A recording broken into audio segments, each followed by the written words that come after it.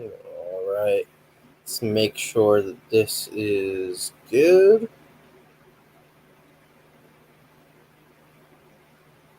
Is good.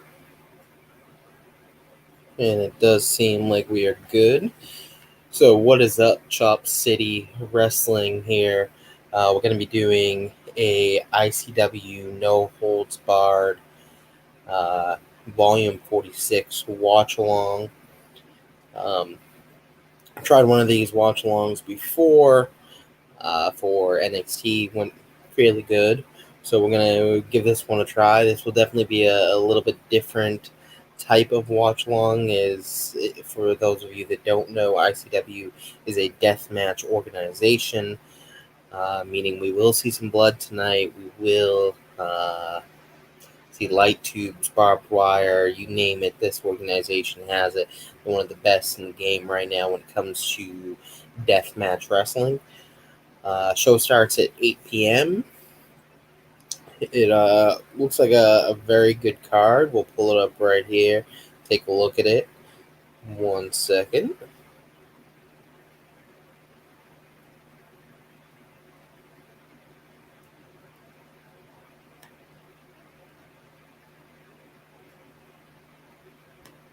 So we have not quite sure exactly the order. We know Akira versus Declan Grant is going to open up the card. Akira just always opens up the card when it comes to ICW shows. He's pretty much the mainstay of ICW. Always opens up the card. Always puts on bangers. So that should be a very good match. Declan Grant, former H2O champion, uh, puts on very good matches as well. Tonight is from the H2O Wrestling Center, Williamstown, New Jersey.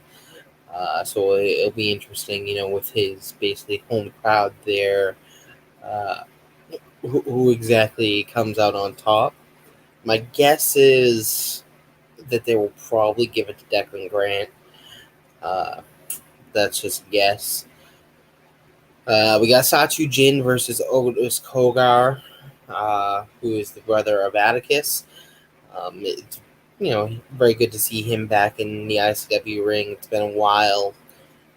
Good to see Satu Jin back. He's been coming back a little more recently, but previous to that, he wasn't really around very much. So it's good to see him back in chains. We got Cannonball versus Randy West. Uh, another great match here. Randy West is one of the, she calls herself one of the toughest broads around, and it'll be very interesting to see how she does against a person of Cannonball's size and strength. And this could be, one of the matches of the night. She's been known to put on bangers time and time again. We got Danny DeMonto versus Eric Ryan in a Taipei match. This match is going to be insane. It's going to be bloody. It's going to be everything that we want when it comes to ICW No Holds Barred. This is going to be a great match. It's if you don't know what kind of match this is, basically they tape either glass or other shards to their knuckles, and they basically just beat the shit out of each other. Those are always very bloody, entertaining matches. Should be a great match. Our Grind always puts on great matches. One of the best in the deathmatch game right now.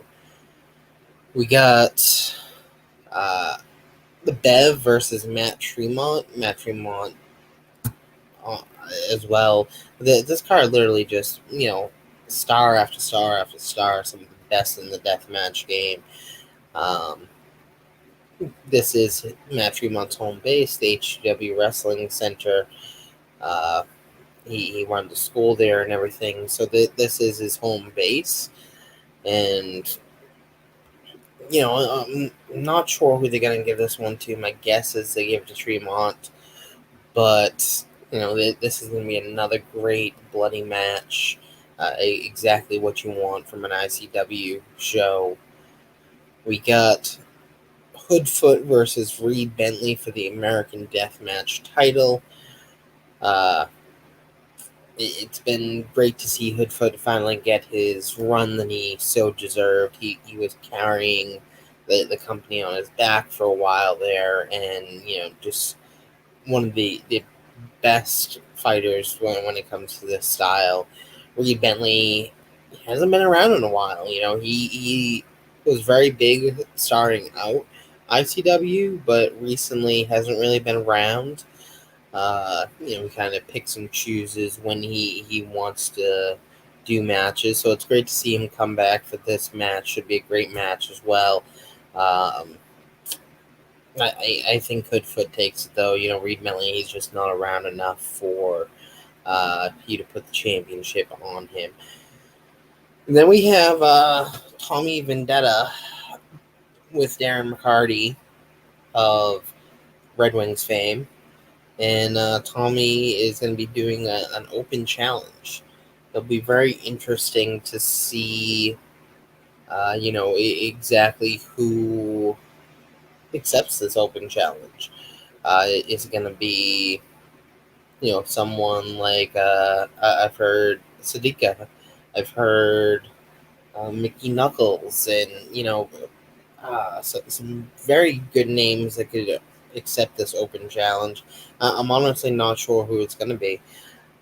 Tommy is one of those wrestlers that, if put with the right guy, he can go deathmatch. I personally, he's just not one of my favorites, but I'm slowly starting to, kind of warm up to him a little bit. So it'll be very interesting to see who we have come out to accept this open challenge, and who Danny comes up with to try to bring him to the next level when it comes to ICW No Holds Barred. Um, so yeah, we have, looks like 7 matches on the card. Should be a good, fun card. Uh, the way that this is going to work, basically, I'm going to watch the matches, talk about them a little bit. If you guys have any questions, any statements at all, please put them in the chat, and I will absolutely, be reading them as the matches go on and as the night goes on, and I'll do my best to, uh, answer them however you guys need.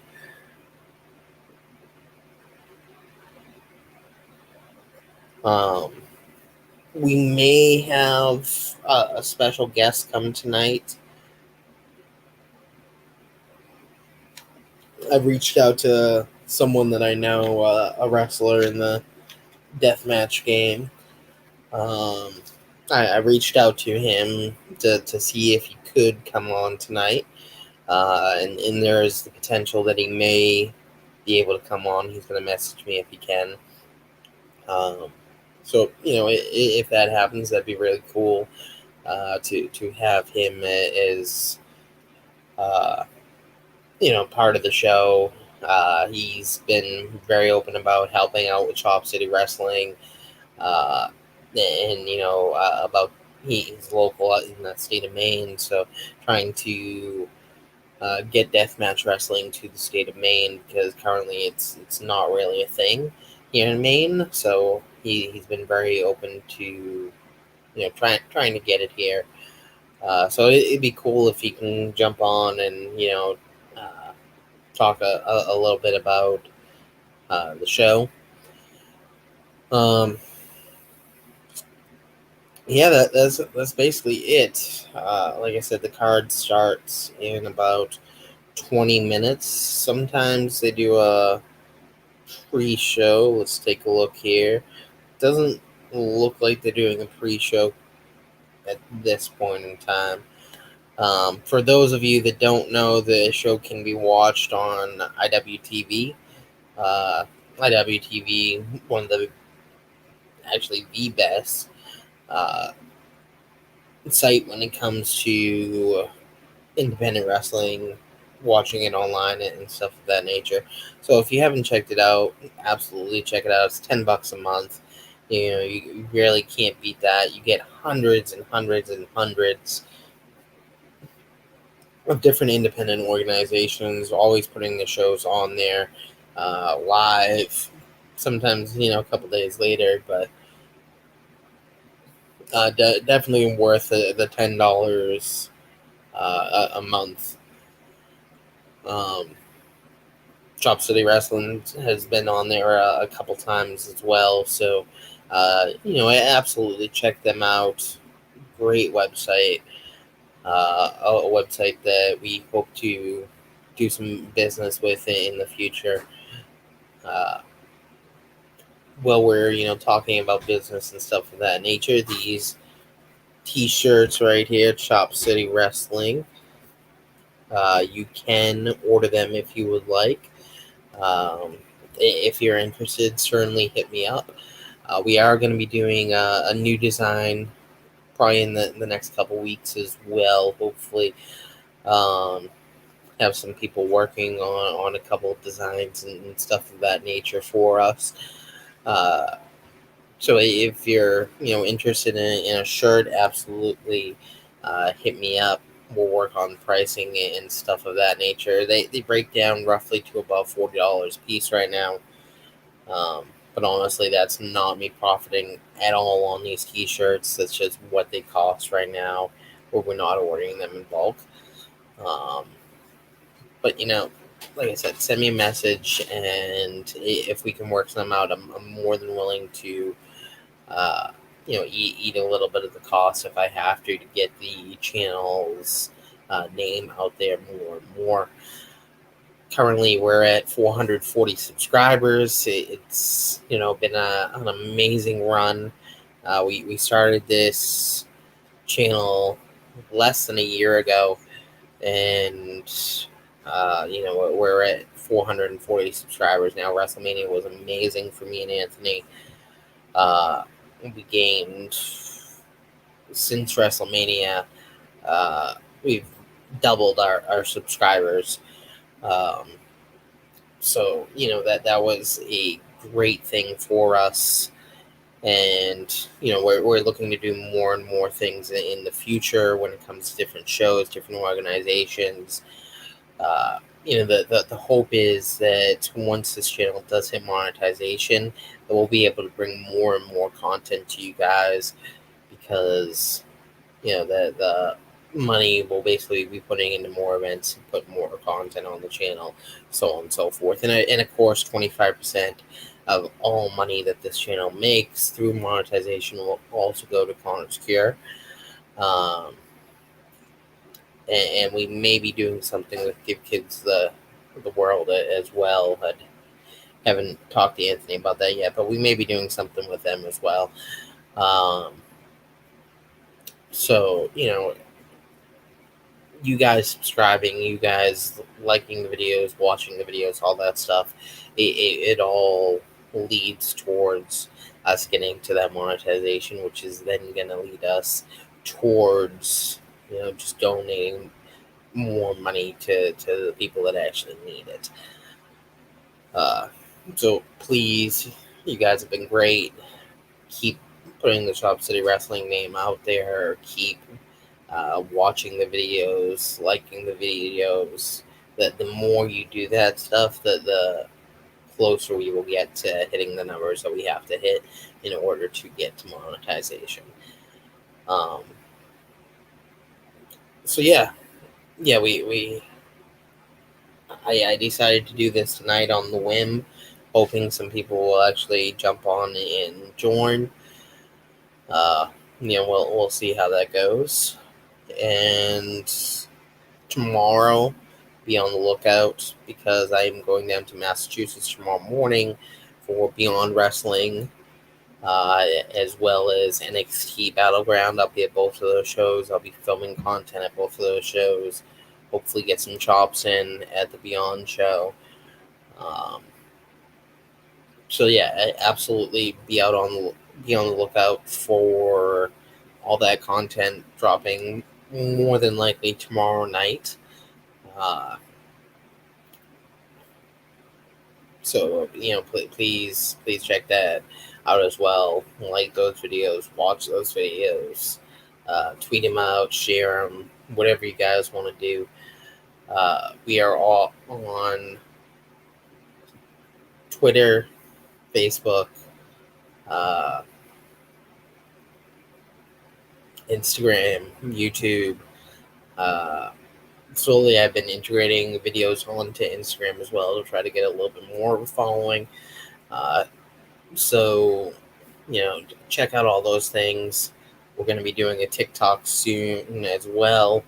I just got to get around to uploading videos and stuff like that on there.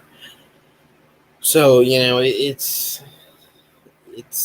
a lot of work, but it's a crazy fun ride, and wouldn't trade it for the world, honestly. Um, but yeah, we got looks like 12 minutes left till the show starts. Um, but it's gonna be an interesting show, I think, because it's going up against, unfortunately, XPW. I don't want to give much promotion to them. I'm just not a big fan of their product, how they do things, shock value, and all that stuff. Um, but it is going up against an XPW show tonight in New Jersey as well. Um, Unfortunately, Alex Clone uh, did sign with them, it does seem like. And, that's not who I was hoping he would sign with. But, at the end of the day, you got to do what is best for you, best for your money. And, he's getting propelled right into a title match. My guess is he's going to win, honestly.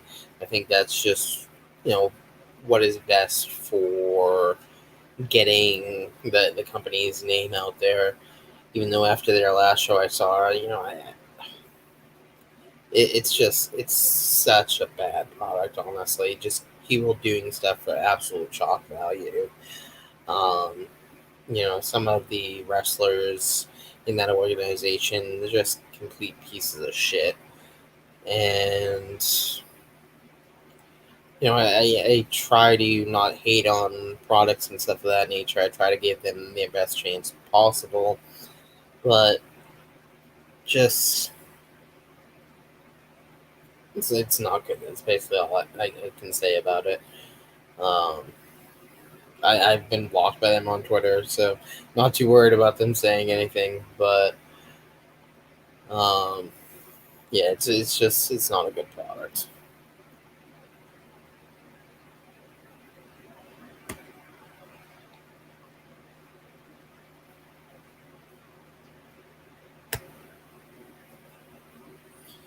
All right, let's tweet out that we're live here.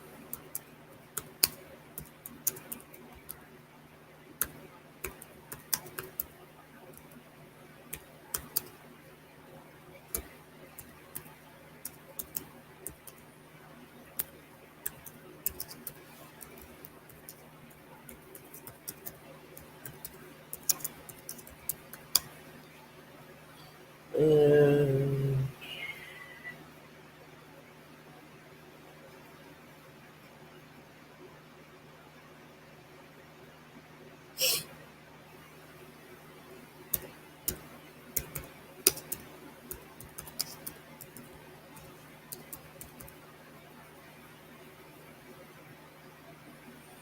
all right, so yeah, we'll see how it goes, and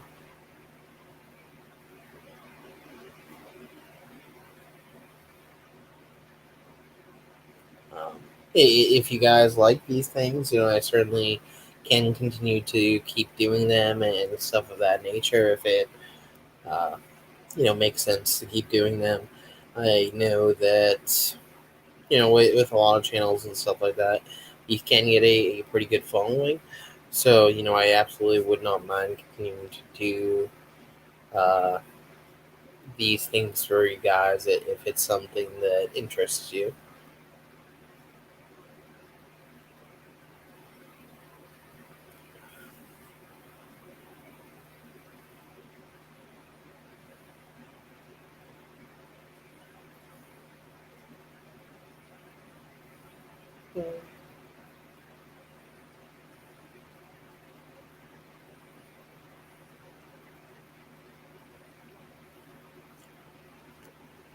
We got some of the most iconic, wrestlers and stuff like that when it comes to ICW behind us.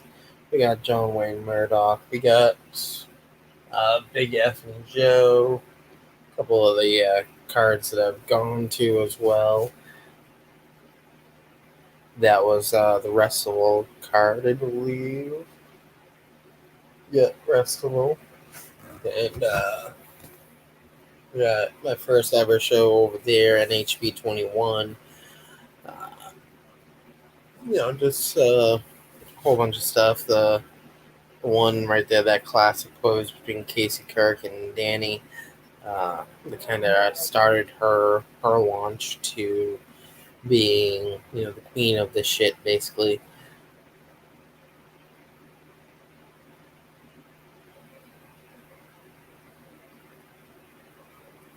All right, we got 6 minutes. Let's see if anyone has responded to invites and stuff like that.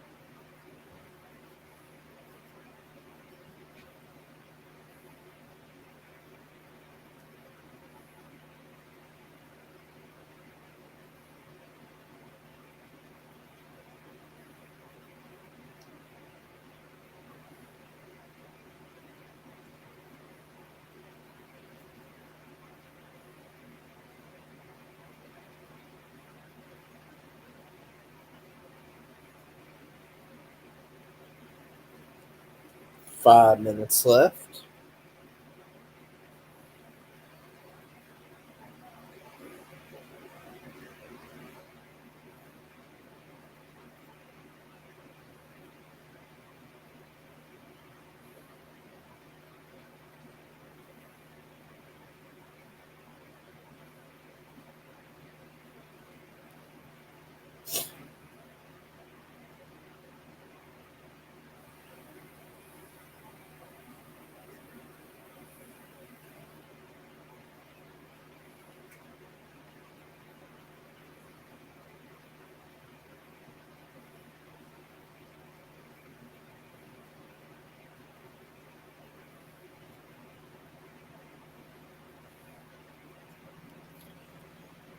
So, what match are you guys most interested about tonight? Um, what is the match that you think is going to steal the show? For me, personally, I think it's going to be. I don't know. That's tough. It's between two. It's either the Danny versus Eric Ryan or the Bev versus Matt Tremont. I lean.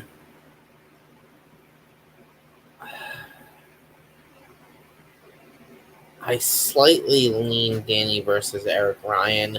I know this is a match that they've wanted to do for a long time now, and it just never really happened. Um, now it's finally happening. I think they are gonna put on a great match and just absolutely tear down the place, bleed buckets for everyone, all the stuff you would love to see when it comes to a good ICW match. I think you're gonna see when it comes to these two guys.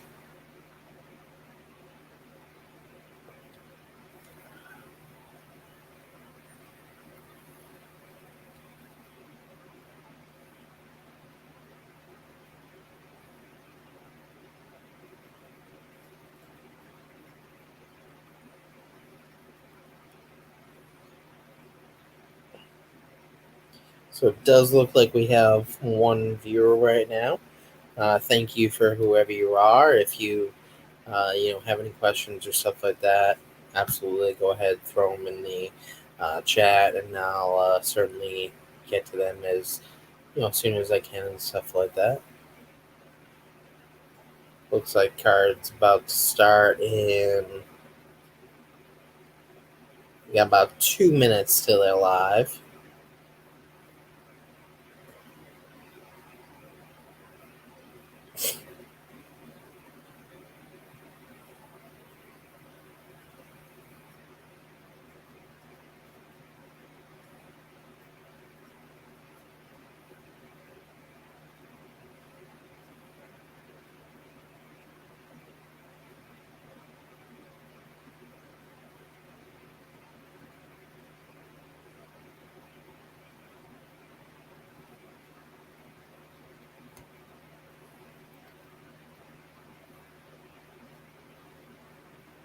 Do we think we're gonna see, a big surprise tonight? Like I said, they are going against XPW.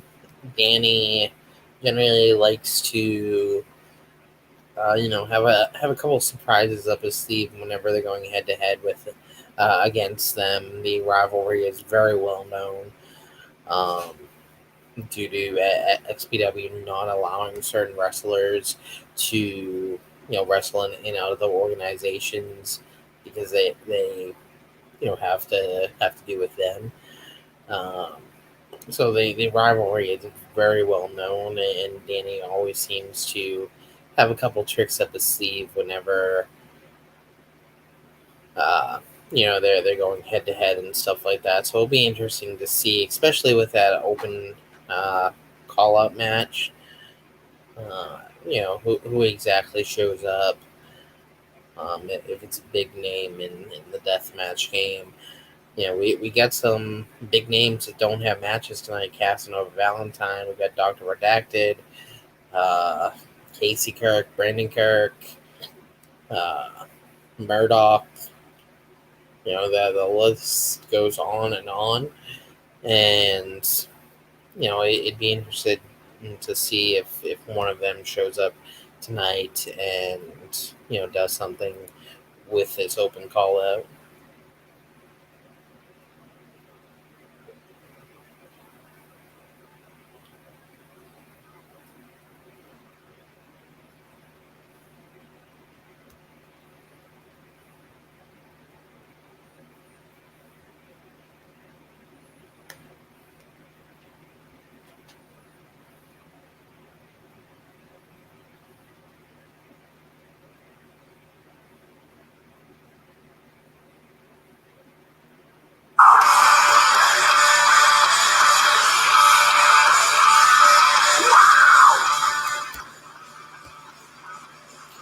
And we are live. We got the intro going on right here.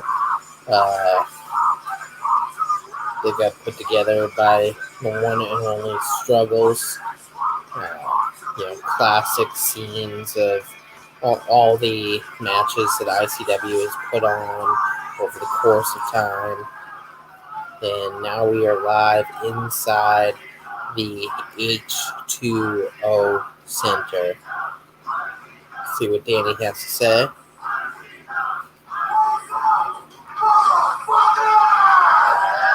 Classic Danny entrance.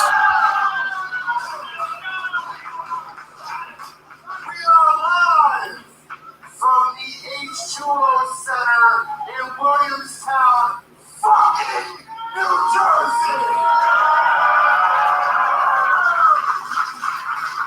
As you see, we have some fuckery laying around the ring already. Assuming for the Akira match.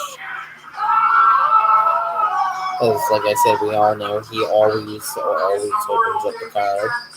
There's a lot of pro wrestling options right now.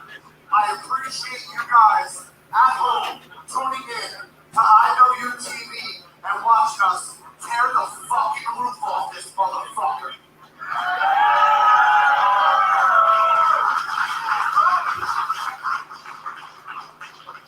Now, it's about that time.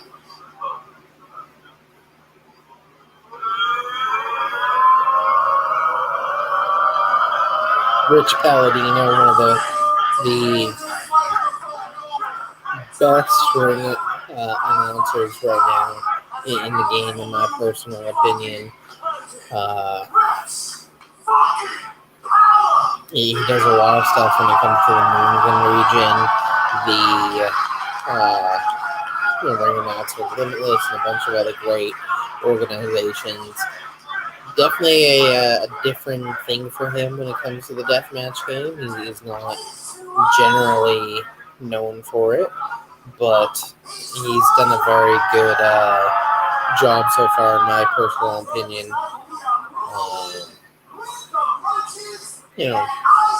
Stepping in for Larry Legend, who also went to XPW.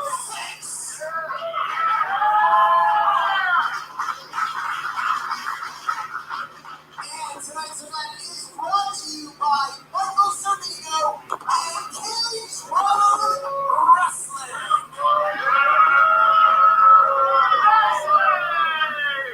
Your referees for tonight's bout are Johnny Shoes and Jimmy Badamonte. And now, let's bring out the combatants. First, fucking fight. Time to see who comes out first. Exactly who we thought. Mr. Akira. He just always is the opener when it comes to ICW shows. It's just kind of how it is.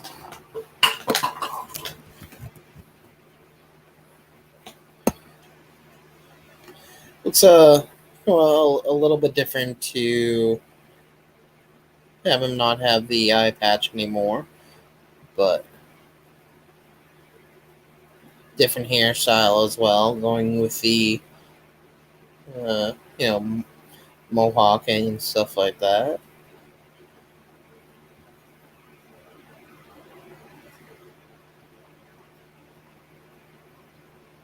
Just me personally, when it comes to Akira, I don't know. He's very hit or miss for me. Sometimes he does put on great matches, but he's very, very hit or miss, in my personal opinion. And I know that's a little bit controversial, because he's very well liked when it comes to ICW and stuff of that nature. It's just my personal opinion that he's very he'll either put on a great match, or he won't put on a great match, in my personal opinion.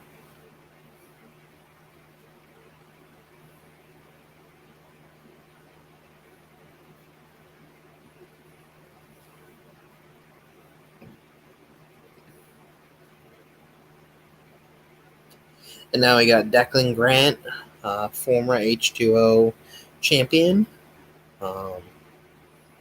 So, he's right here in his home base, where he basically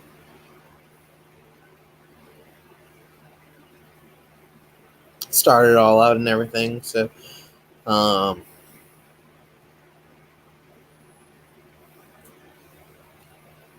He's another guy who puts on some very good matches. Uh, very, you know, not high flyer style, but it's a little bit different than your normal death match style, which is why you look at the ring and you just don't see much fuckery in it. I know they have to amp up and stuff like that, but these guys are guys that are going to put on a as close to a normal wrestling match as you can in a death match. Um, my guess here, I'm going with Declan. I think he is the one that's going to take this one.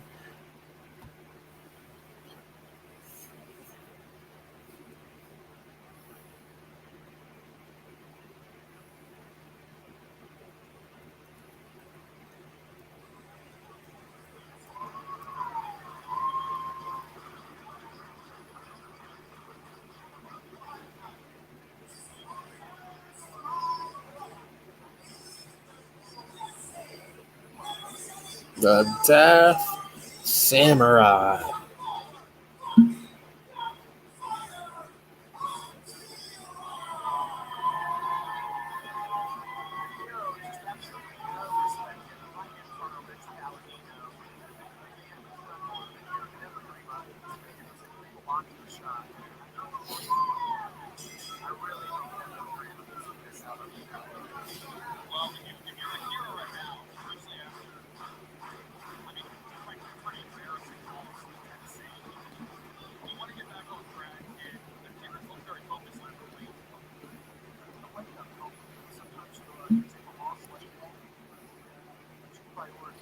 All right.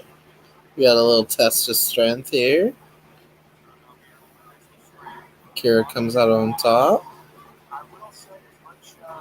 Goes around the back. Drops down. Side headlock. And see, this is what I mean when it comes to technical. You're, you're getting a much more wrestling based deathmatch wrestling match, and you're gonna see later on tonight. Uh, not to say that that's a bad thing at all. It's just it's a different style when it comes to the deathmatch wrestling.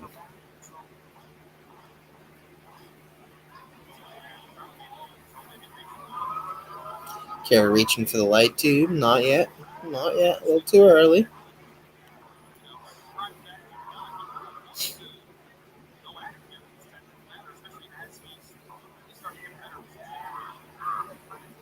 Twisting the arm.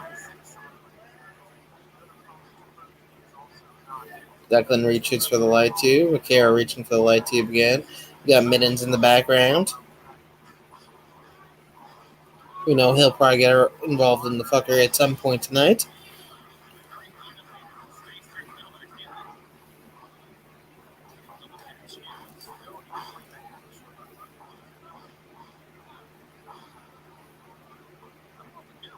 Okay.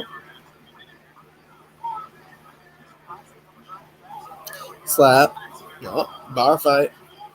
Some forearms to the face. Back and forth.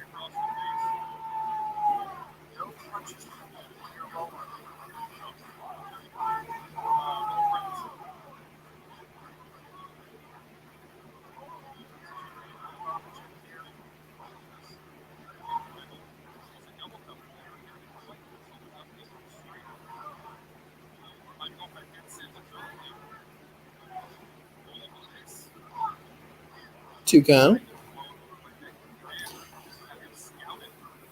So for those of you that are new to ICW, yes, those are chains. They do not use ropes. Um, they don't really have a top turnbuckle. They have a little board on each side, as you see right there, that you can do some moves off of. They also don't really use submissions.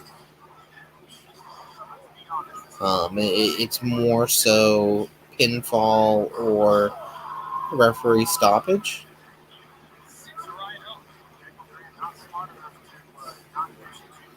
light tubes get involved for the first time. We got a drop kick with a light tube bundle done by Akira.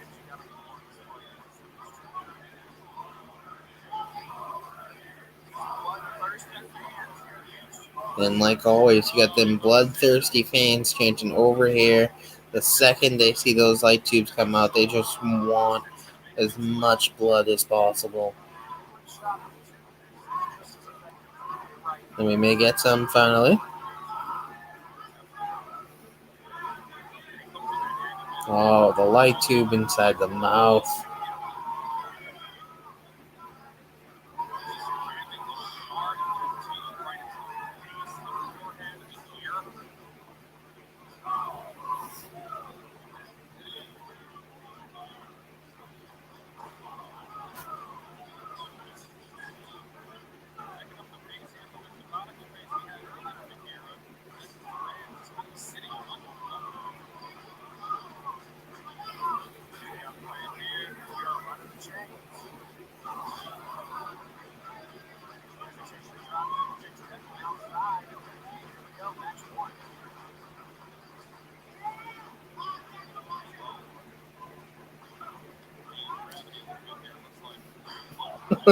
Just drops the chair on top of him.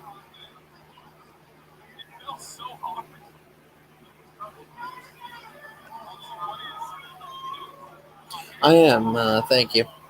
Yeah, no, it's going good. We'll hope as more people jump on and uh, start watching it and stuff like that. But it's going good so far.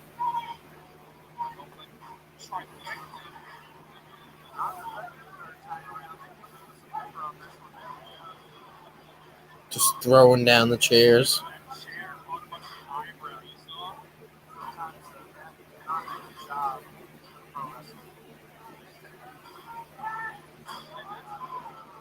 A little concerto of sorts.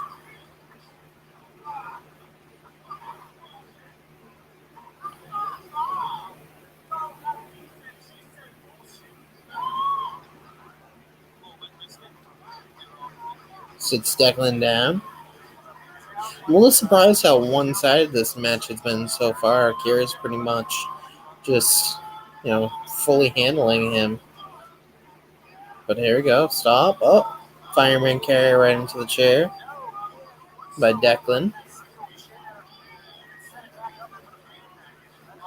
Maybe we get to see him have his little run now.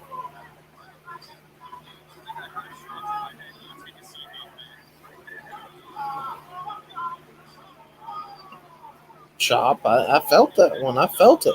Have not been chopped by Declan yet, but looks like that'd be a fun chop to take.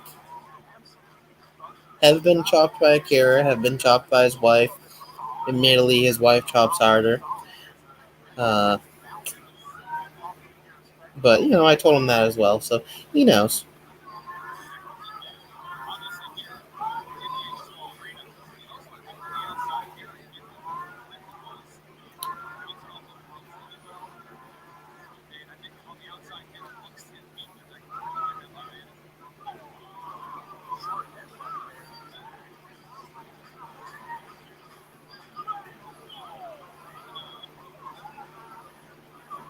Headbutts back and forth. CTE at its finest. We got the one lady in the crowd shaking her head disapprovingly. And huge light tube bundle for each of them. And I can tell you right now, from someone who has been hit by a light tube, it does not feel good. Those things do damage. Those things do cut you. Um, this is not fake at all. Uh, they can easily cut you very quickly, even just a small little shard.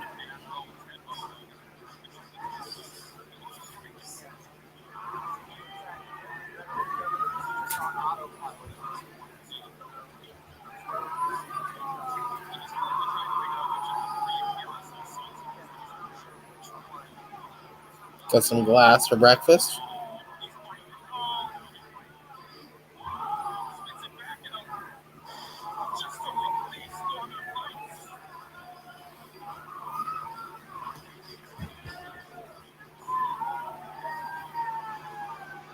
Akira just eating the shards of glass, one after the other, just chewing on the light tubes. That has to fuck up the inside of your mouth.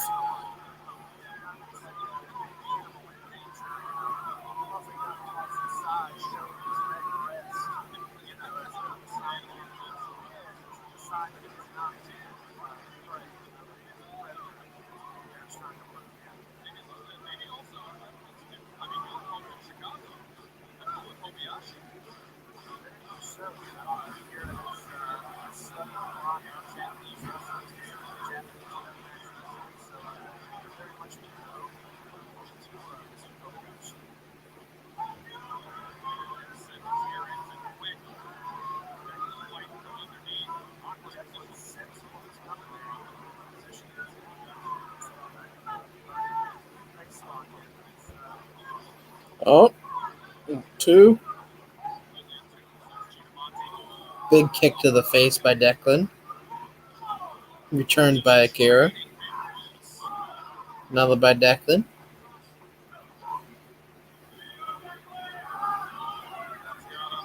Oh. Plunge into the table. No. Reversed. Suplex.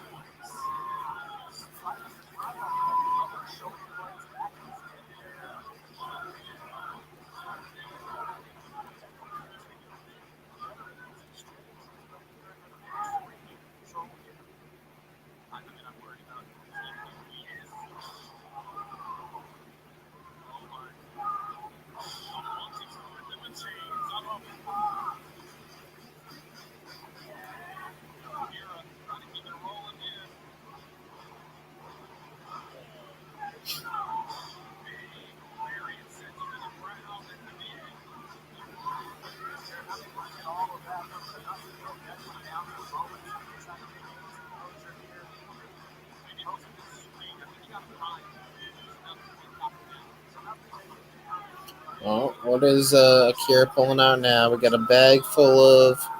Oh, knives, of course.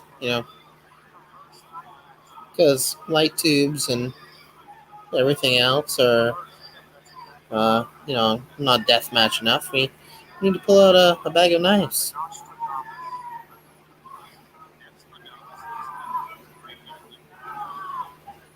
Oh, and now we're just gonna stab him in the back.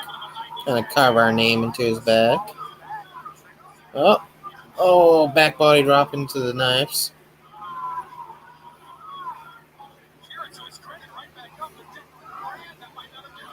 And through the door. 1, 2, and Akira kicks out at 2.5. Declan Grant is showing that he is upset. He's starting to yell. There goes the door over the head. A couple times. 3. Akira just says, "Fuck you," and slaps him in the face.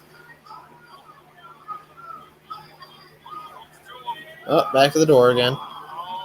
And he's just taking him. Hands behind his back, says, "Can I have another?"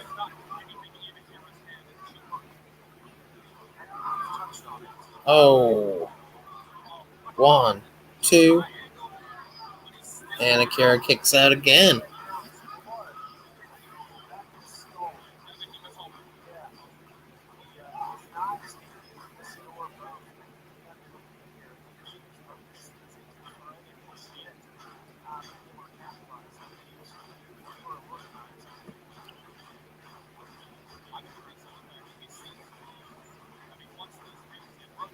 Yeah, you get used to it after a while, though.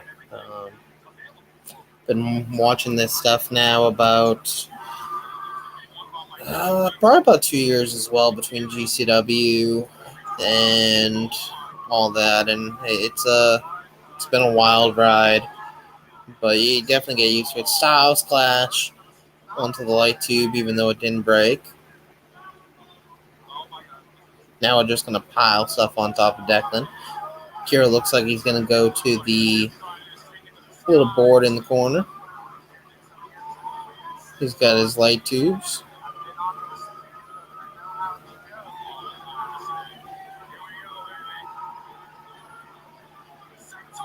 Oh. 1, 2, 3. And Akira gets the win.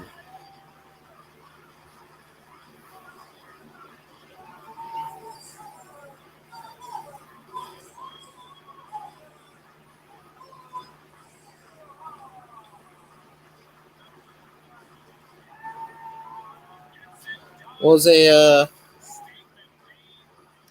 better match than I expected it to be for sure. Like I was saying, Akira is one of those people, he either puts on a great match or just an average match. And this was definitely a better match than I expected.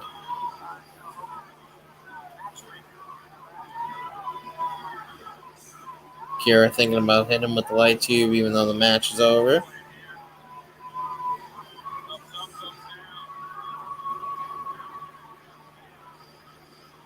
Oh, maybe.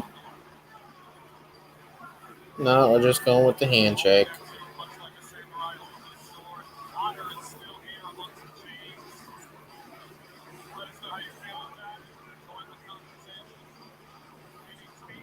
Oh, spoke a little too soon.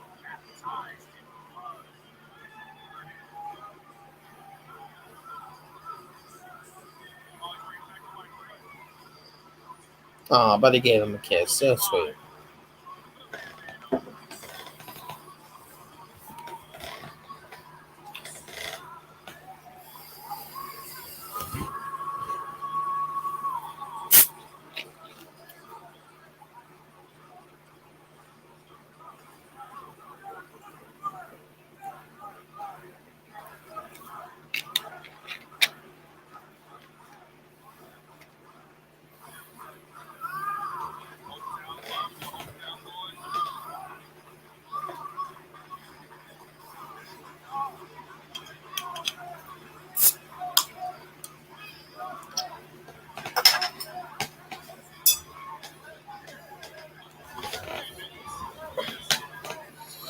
All right, and we got Mittens in the cleanup crew.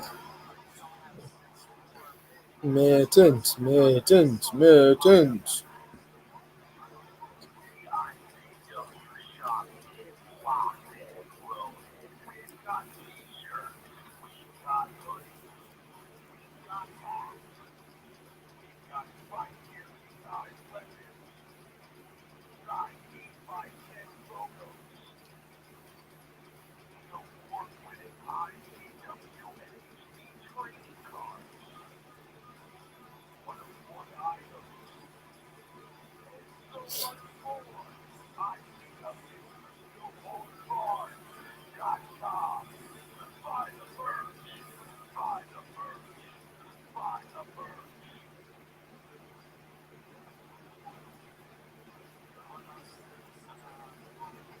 Like they said, buy the merch, buy the merch, buy the merch. Uh, ICW is one of those companies that they, you know, everything you see with these, all the events that gets put on, it is all out of Danny's pocket. He does not have funding from anyone else. So buying the merch, buying all that stuff, it absolutely helps them greatly. Uh, they're one of those cool organizations that after the event, stuff like that, they're always signing autographs. They are, selling 8x10s after the fact, live sales, fire sales, all that cool stuff. That's how I got all the pictures and stuff like that from the events. So absolutely check them out, and certainly go ahead and like they say, buy the merch. I will say the site is doesn't have quite all that stuff that they were saying. Looks like they got a shirt, pretty badass shirt. You may have to get one of those at some point, and that's about it. So definitely watch out for their fire sales and stuff like that on Facebook. That's how you're gonna get most of the stuff. But Always worth checking out.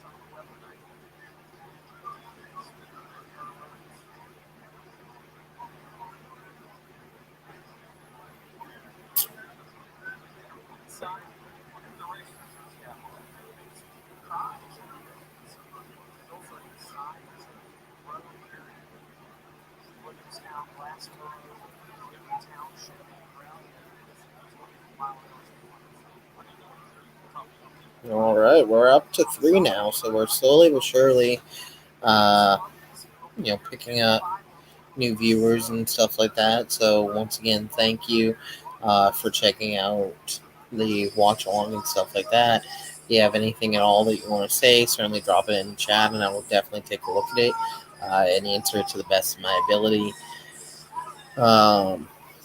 This is something that I'm open to doing more if you guys are interested in it. Uh, and it certainly helps get my watch hours up and stuff of that nature.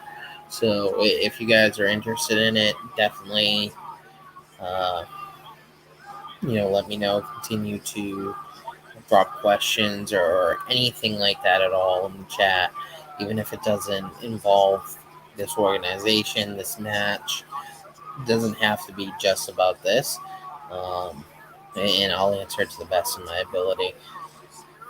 So we got the open challenge here, Tommy Vendetta. Um, he's starting to come along slowly but surely. Very nice guy. He actually allowed me to chop him because he was not happy with the chop that he gave me. He said it wasn't hard enough, so he uh, let me chop him, and that was a cool experience that he gave me. He's doing an open challenge here. Let's see what he has to say.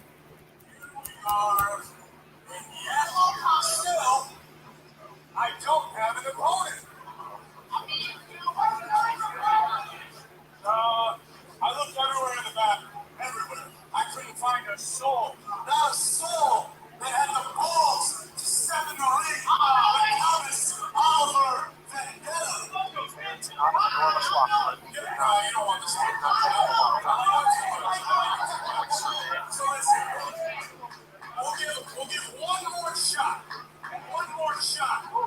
If anybody wants to step up, come on out. Now's your time. All right, let's see who is going to.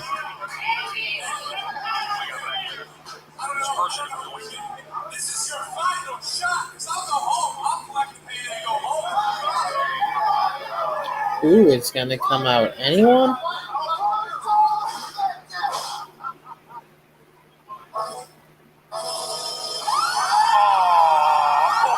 Oh, who do we got? Who do we got? I'm going to hazard a guess here that this is not what Tommy was expecting. Was anybody expecting this? Little New York flavor. Oh, shit. We got Homicide. And see, this is what I'm talking about when it comes to Danny always pulling little tricks out of his, sleeve. He always has something that he can pull out. Homicide, who's been in the chains a couple times before.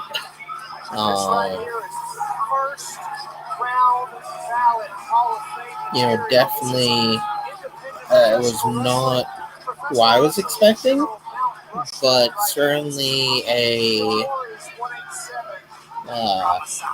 good opponent, a very well-known opponent, and I think we'll put on a good match with Tommy. It's another one of those, though, that I just don't think it really brings Tommy to that top level death match, level. I feel like Tommy's another one of those. He can put on good matches, but the Legos and stuff like that, I don't think he's on the top level when it comes to deathmatch wrestlers. I think he's a good mid card guy, but I don't think he is championship material personally, unless he starts to step up his game a little bit when it comes to his death matches.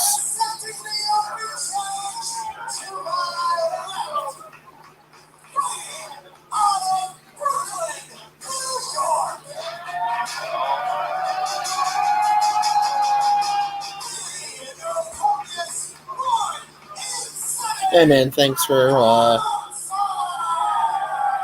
checking out the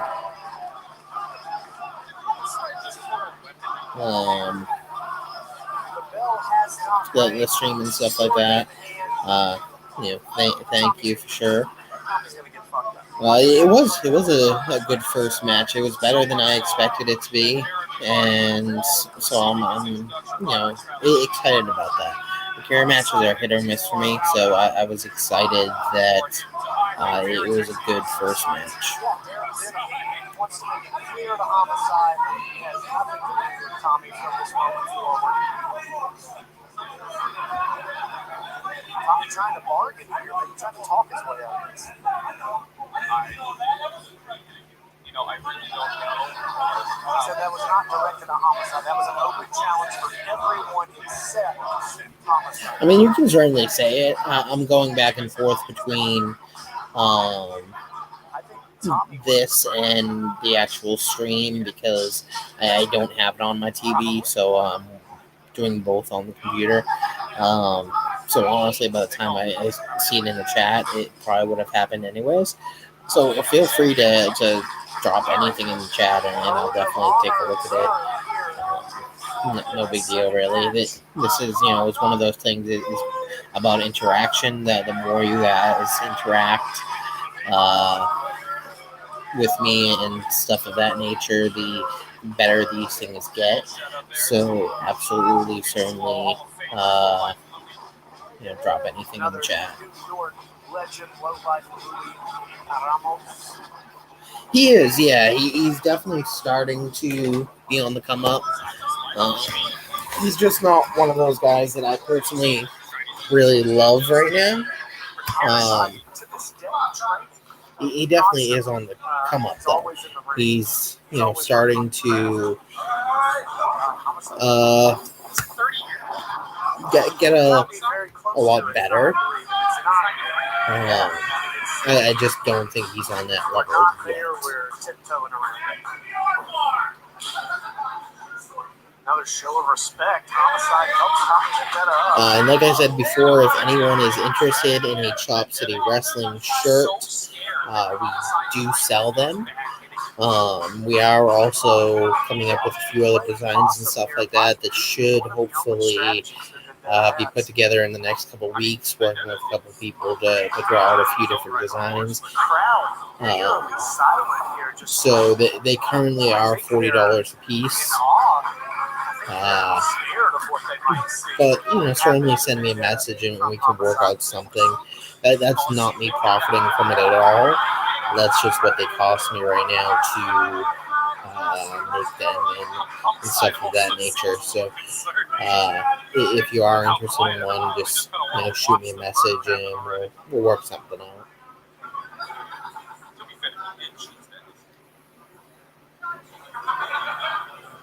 He did choose that. I don't know if he's going to choose this ass whooping.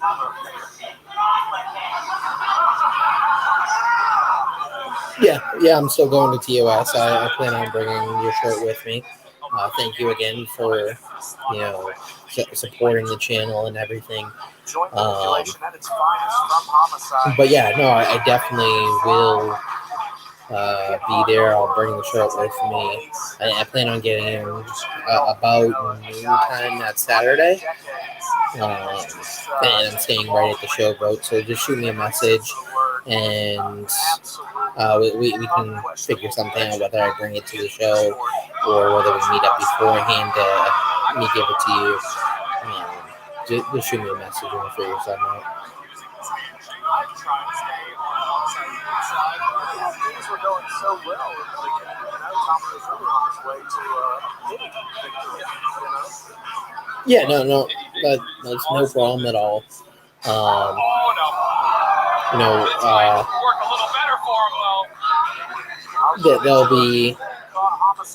we'll be doing shirts for a while and coming out with different designs and stuff of that nature. This was kind of the rough first draft to see if they'd be interesting in people purchasing them. And we were lucky enough to have 4 or 5 people want to purchase them.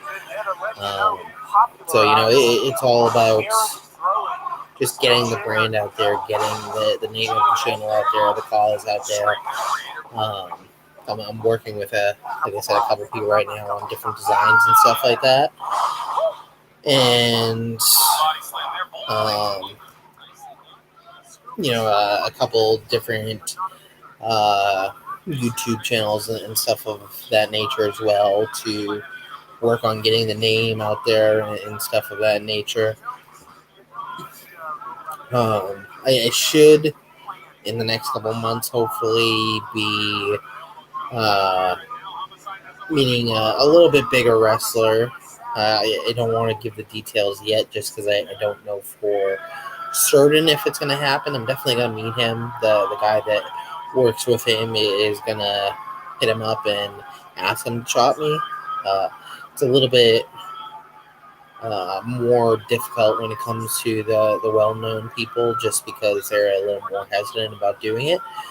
But if we can get this person to do it, even though he's an older wrestler, it would definitely be a pretty good get for the channel for sure.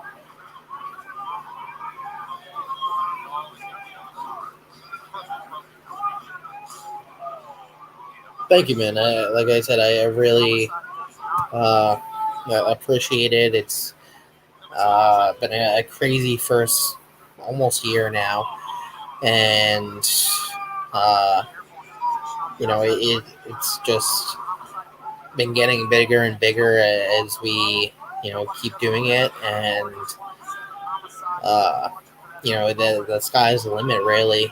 We're hoping to get the name out there more, and it's not about just the experience we get as well, or about us making money from the channel. Hopefully it's all about raising money for Connor's Cure, and we've also started to put money towards Give Kids the World, which is also another organization that does a lot of work for children with disabilities and stuff of that nature,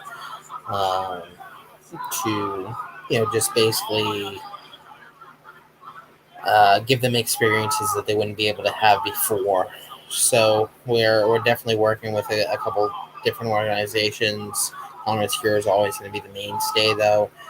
And just last year, we raised, I believe it was close to $2,000 just from taking chops, me and my buddy Anthony, my partner Anthony. So it's been a crazy, crazy ride. And we just hope that it continues and hope that it continues to get bigger and bigger. So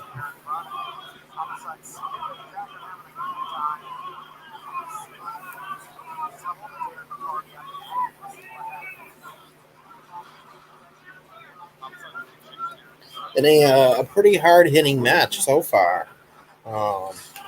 Homicide, whenever he comes out, you can expect the hard hitting matches.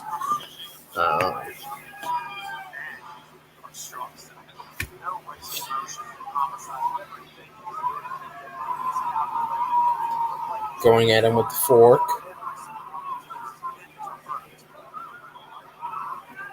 Now he's chasing after Darren McCarty.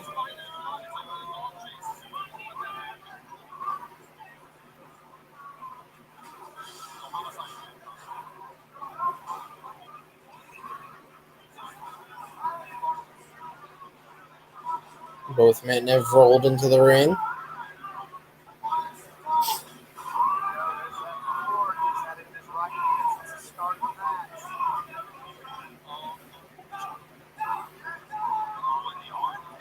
Oh, the fork to the armpit.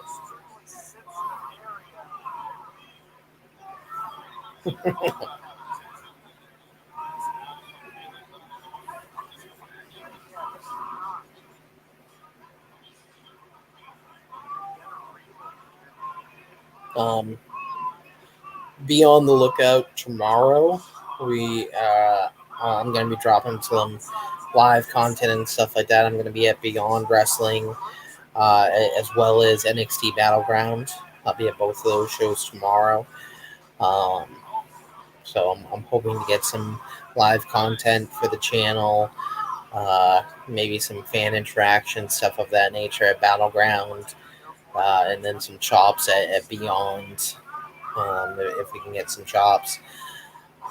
So definitely be on the lookout for that tomorrow night, probably on the channel, uh, and at the very latest, probably Monday morning. But please make sure to watch those videos, like them, uh, and all of that nature, because that just helps with the algorithm. It helps get them viewed more, which gives us more watch hours and stuff of that nature.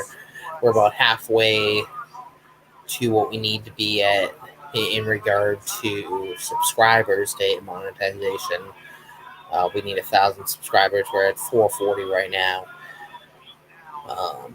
The watch hours is going to be what takes a little bit longer. Currently, I believe we're at 1,500 thereabouts, and we need 4,000. So the more that you guys watch the videos, like the videos, even if you have them just running in the background, stuff like that. Holy shit, a huge spot by Darren McCarthy.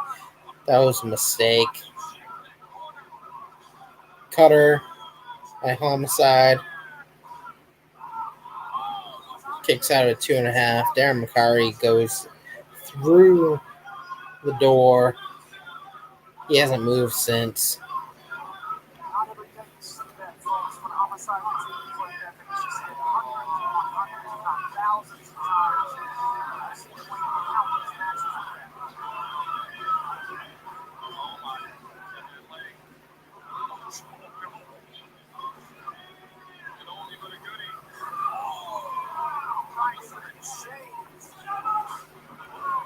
Oh, it's just an armpit. It doesn't hurt that much. Though, Danny is going to probably sell that fork, and some sick bastard is going to try to eat with it.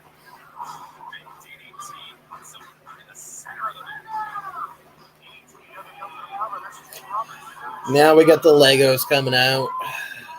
I don't know about the Legos, man. This is kind of what makes me feel like, he's just not at that level. I mean, I get that it's different. It's original. It kind of sets himself apart from the people that use, the glass and stuff of that nature. But it doesn't do it for me personally. I feel like it's a little bit childish, honestly.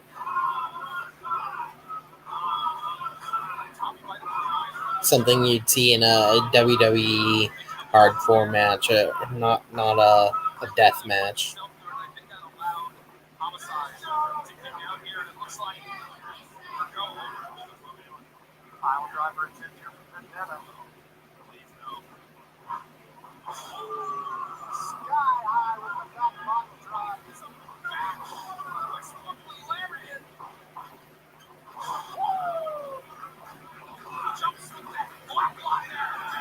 And we are at 3.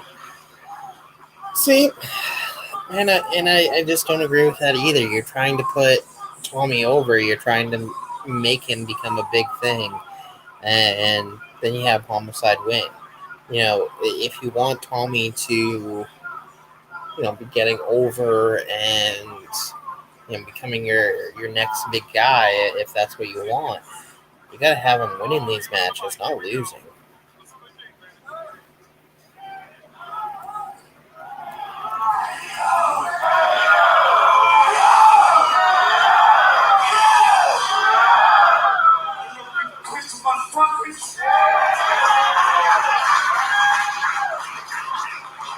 So, somebody made a call. I challenge call. I love fighting. I love no balls. I love this damn shit. Wrestling. That's why I'm doing wrong.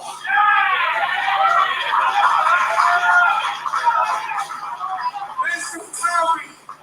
I'm gonna wish I fought again. But I think that ankles and they hurt like shit. But tell me, my time is coming. I'm leaving. You are saying you took promise. Or the back, you did some props. Give it a shot. He's okay.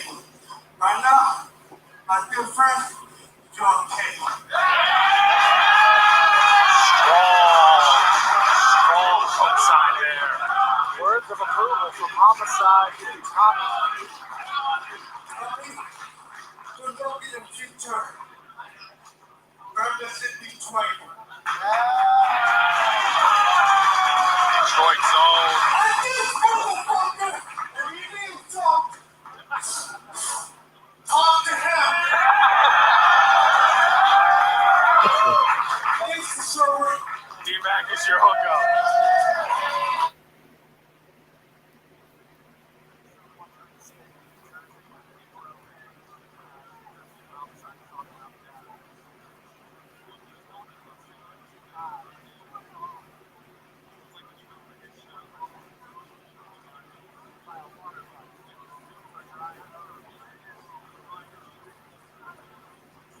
Yeah, I don't really get it, honestly. Um, I feel like they're trying to build him up as one of your next big stars. You have him win this match. You don't have him lose this match. What does Homicide get from winning this match? He's already a big name. He's already a future Hall of Famer and stuff of that nature. Uh, that's the type of match that you would want Tommy to win. Um, to prove that he's ready. So I I don't know. I don't see how it helps him.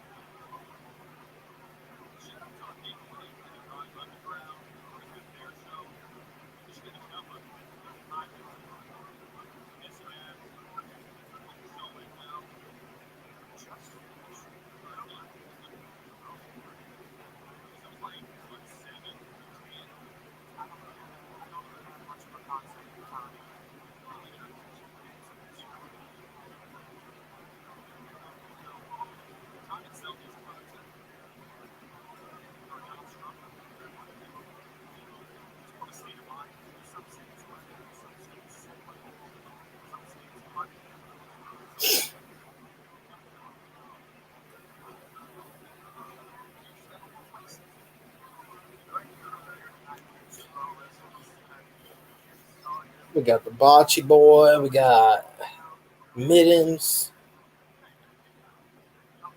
My guess is we're getting the Satu Jin match next. He normally does the the water jug thingy. They must be saving these light tubes because I'm not seeing any in this match, none in the last match, very few in the first match. That tells me that the last couple matches are going to be crazy.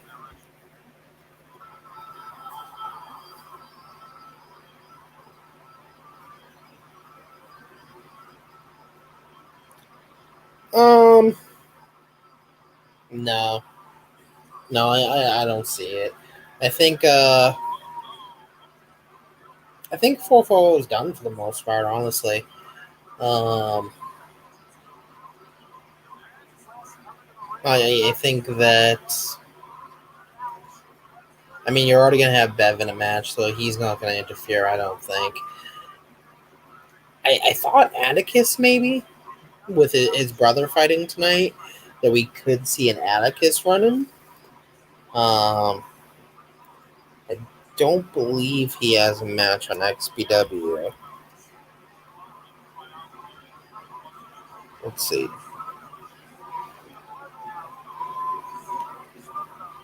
Did he have a match on XPW tonight?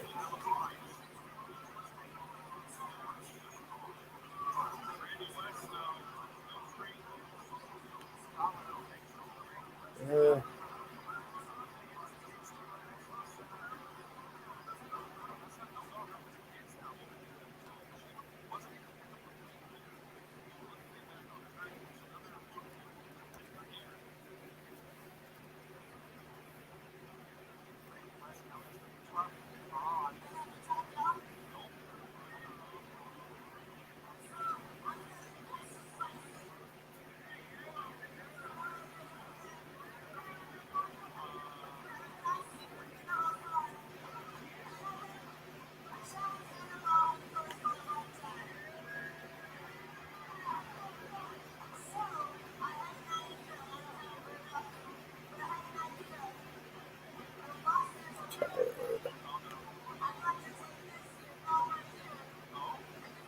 no, it doesn't look like he did have a match tonight on XPW. So I could see Atticus show up. Um, Outside of that, I really don't see any interference when it comes to 4-4.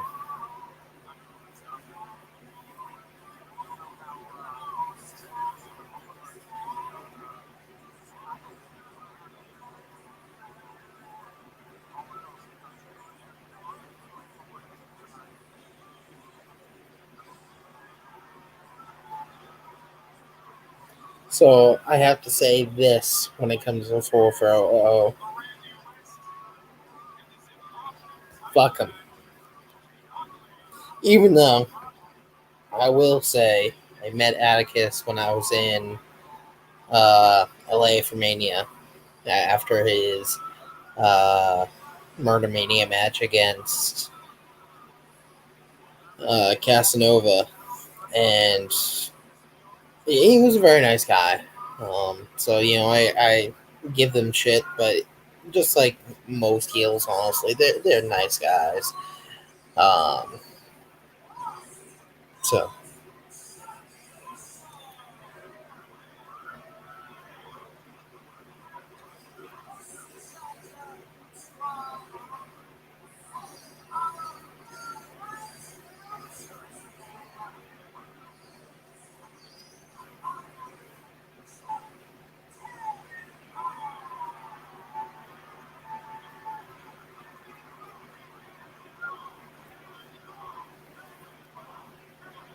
yeah, he was bleeding pretty bad after that match. Actually, his brother Otis was there as well, and even after the match, he was still bleeding, and they weren't quite sure where it was coming from. Um, but it was a good match, good time, and he seemed like a nice guy. So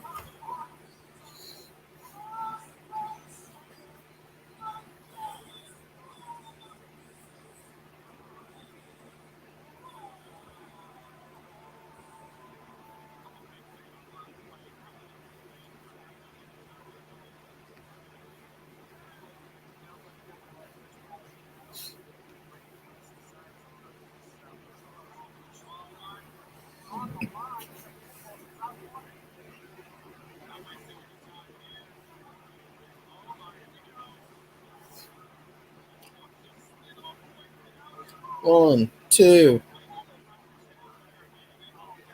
Early 2 count.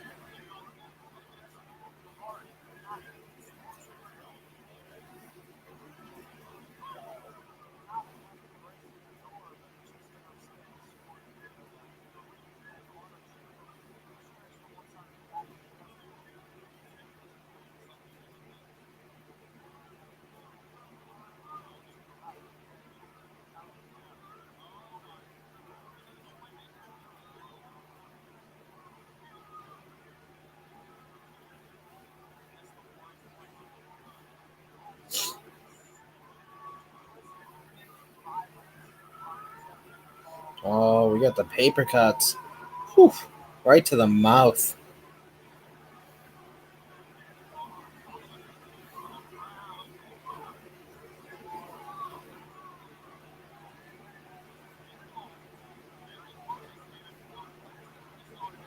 Again. Whew.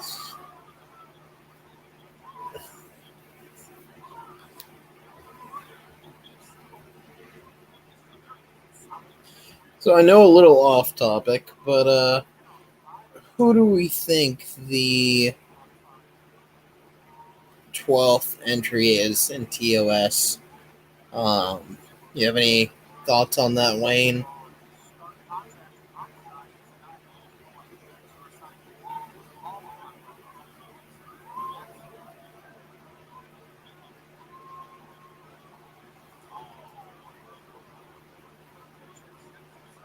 And as far as COS, honestly, they haven't really announced much when it comes to Cage or Survival either.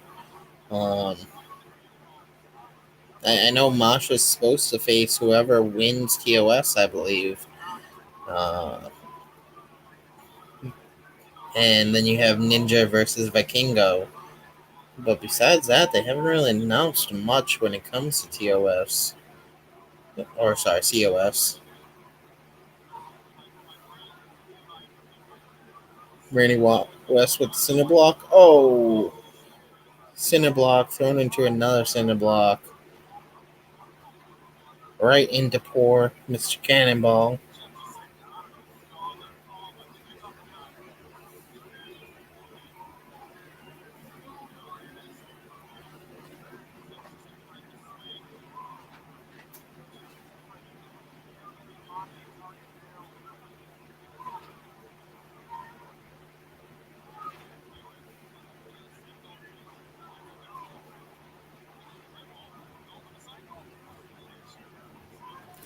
I always found that weapon to be a little bit silly too. Like I don't know, would it really even hurt?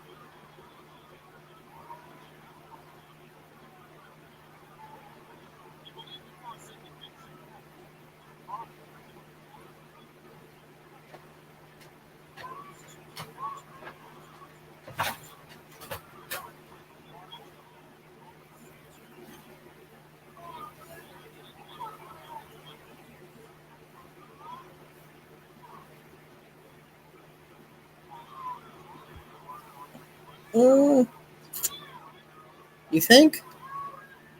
You think Nick Cage really? I don't honestly. Um, because I feel like you put him in it, you almost have to have him win it. And well, that would be a very fun match, Masha versus Gage in the cage. Um, I don't know. It could be though. I mean, who else really could it be? The only other one I could have thought of was Cologne, but we know that isn't going to happen now. Um, and maybe that's why they're not announcing it. They want that big Nick Gage pop. But I don't know. My thought is my initial thought actually was someone that not many people are thinking of, and that's Cardona. Uh, my initial thought was Cardona would do it.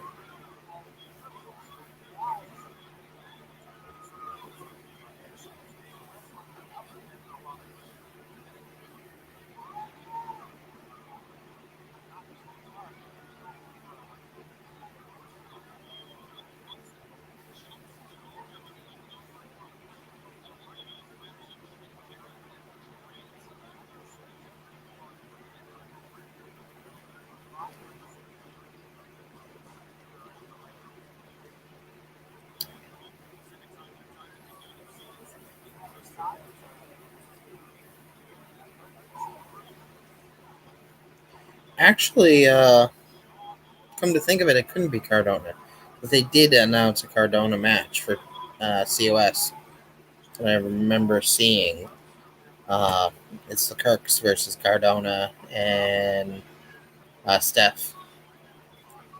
So it won't be Cardona.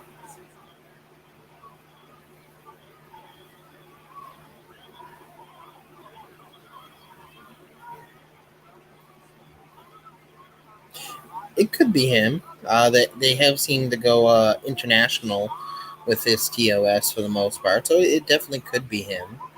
That wouldn't be too bad. I could see that.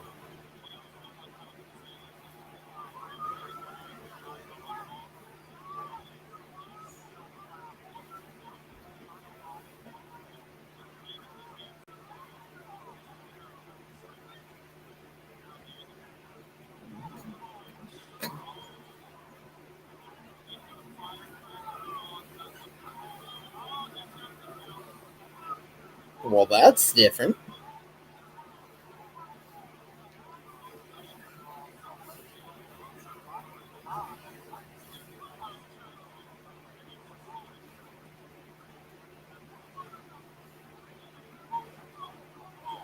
Running knee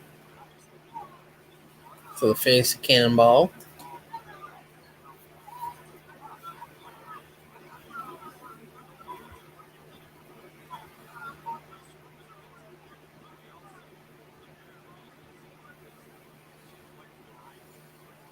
I hope not, honestly. I,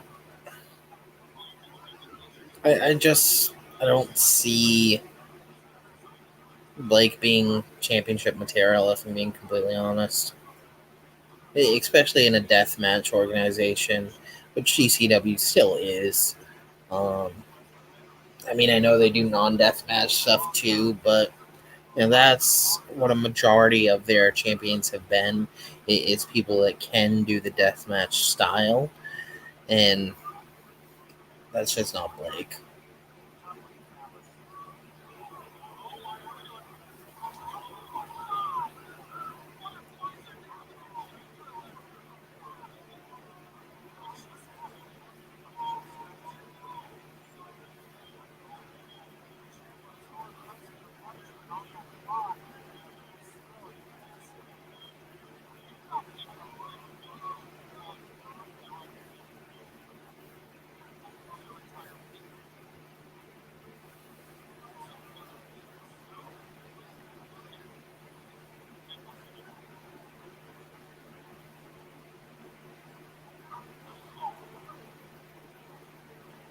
Water jug to the back.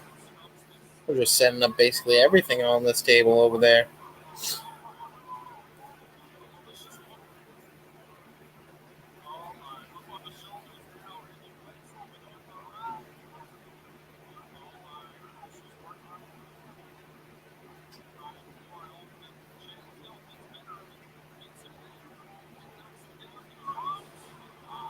Cannonball through the table.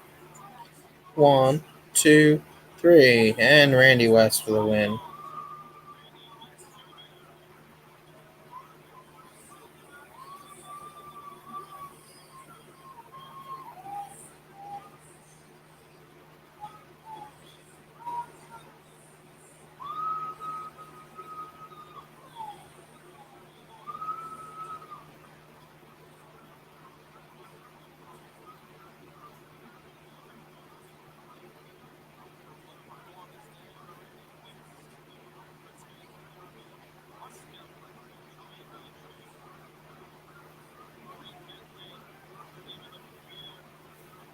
And Randy West continues her reign as RPW champion.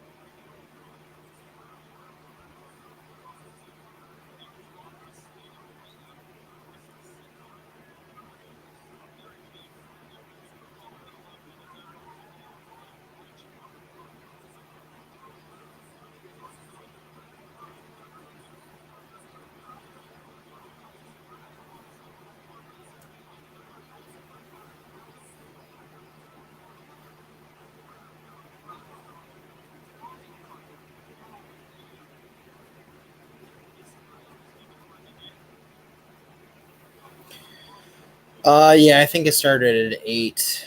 Um,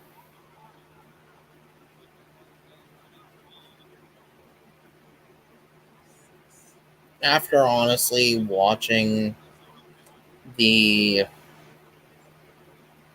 uh, last one they did in Newark, I ordered it just to see that there was a lot of controversy about it, so I ordered it to check it out. It's just not worth it, in my opinion. I'd watch it just simply for the clone match, but I'm not going to order it.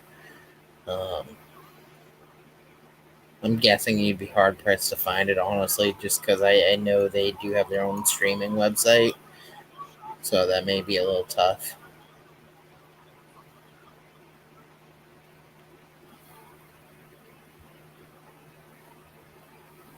Yeah, I thought she was up there. I didn't think 60, but I thought, definitely in her 40s or 50s. How old is she?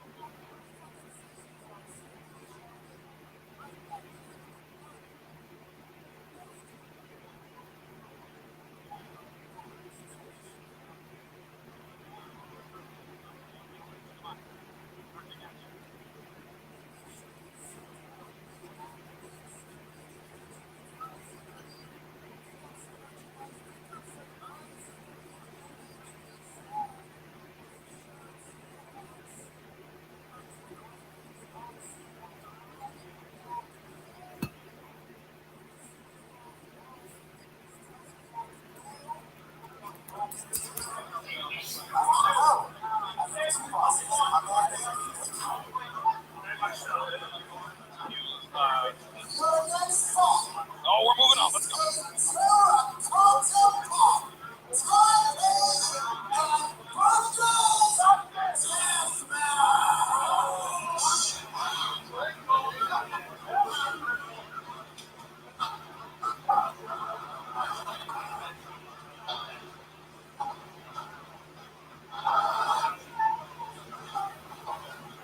Can't say we're not creative.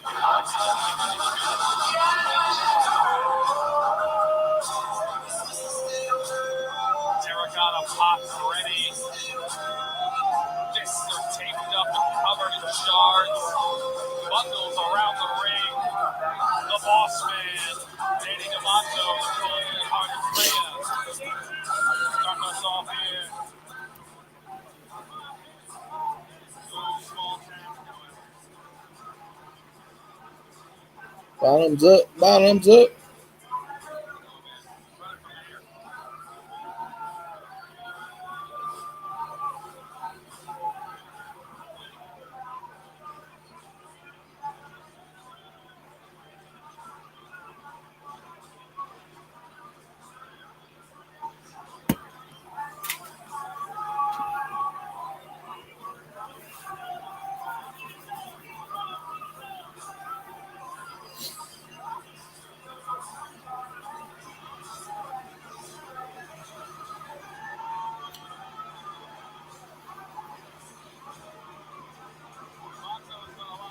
He's for sure up there, yeah. I mean, there's a lot of good refs in the Indies, but he's definitely up there with them. This is gonna be a crazy match. I know they've been wanting to do this match for a long time now. So this is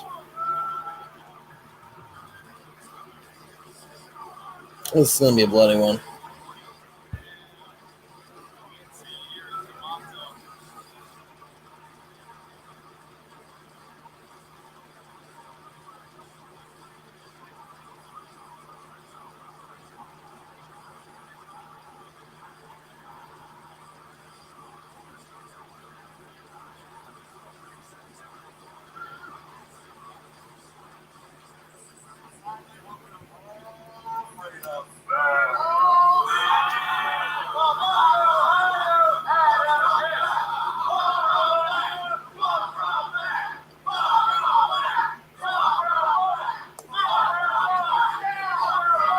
We only got the fuck Rob Black chance.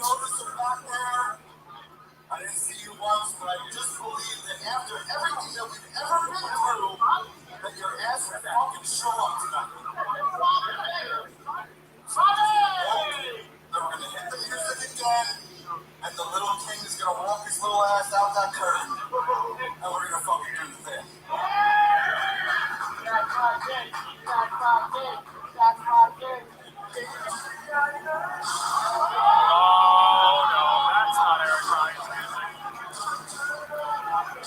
And we got some Atticus music.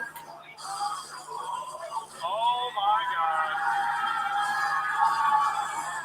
I called it. He's here. Silver Teeth Satan.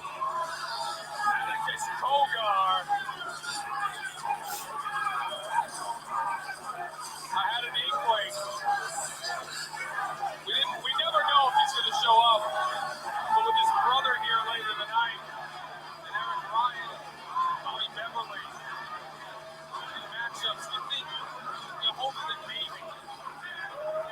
But I don't know if we were ready for this. Come on, someone.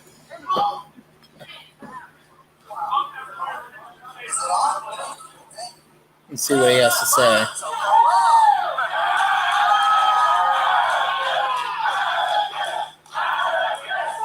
The fans like him.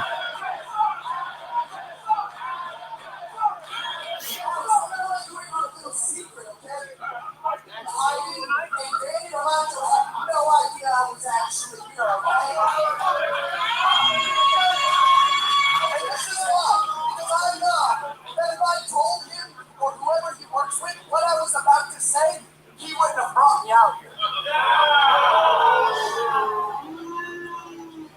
Do you want to know why this is happening to you? It's because promoters like you are fucking spineless. Here's some examples, right? ICW goes to the UK. And instead of taking me out there, they just play my fucking song.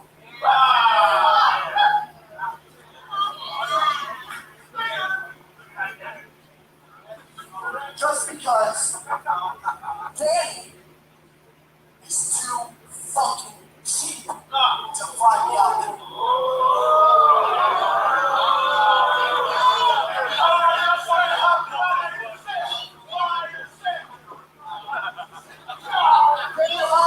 I'm surprised because you're late my song. I'm surprised you didn't voice over Larry Legend there because we know he didn't get to go.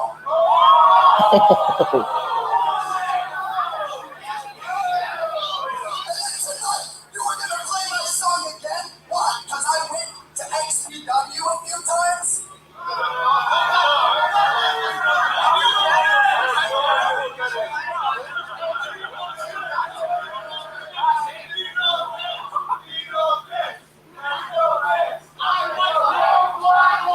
No comment.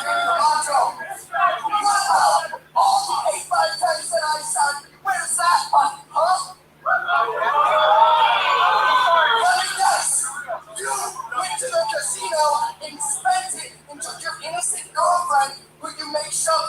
eggs in our faces so we can bleed all over them, so you can keep this company afloat on fucking Facebook Live with Casey Pearl.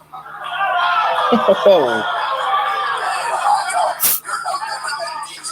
You're no different than Brad.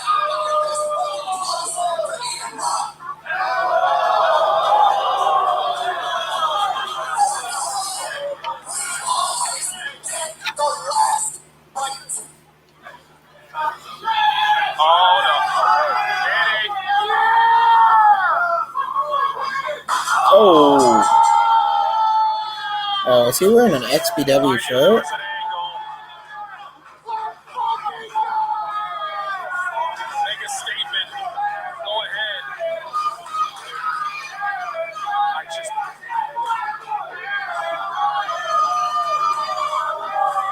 Oh, man. Eric Ryan assaulting D'Amato from behind here. Bell's run. We're underway. Terracotta timing.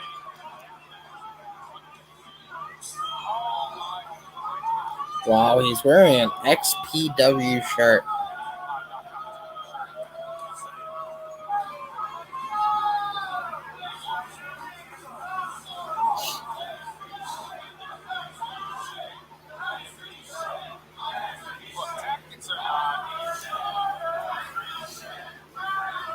That's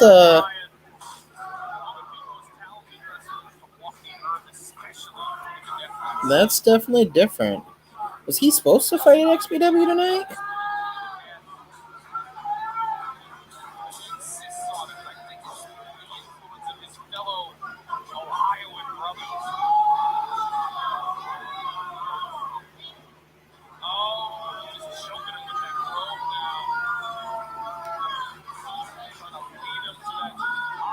Eh.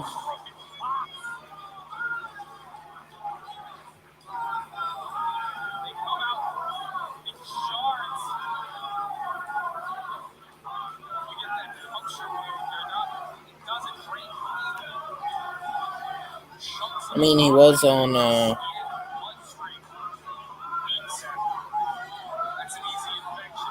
their last show, California.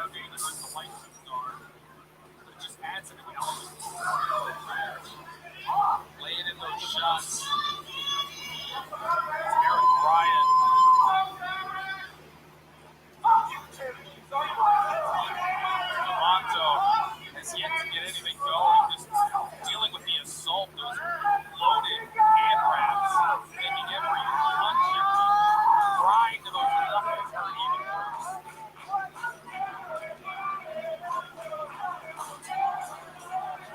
Just digging it into his skull. King of the Death does.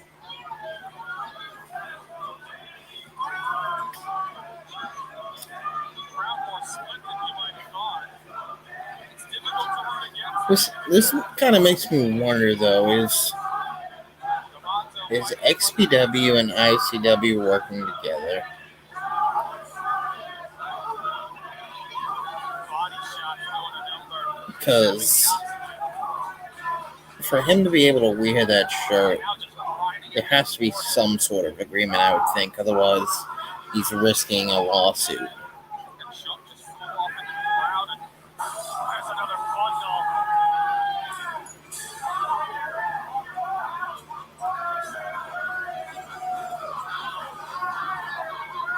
Taunting at the crowd here.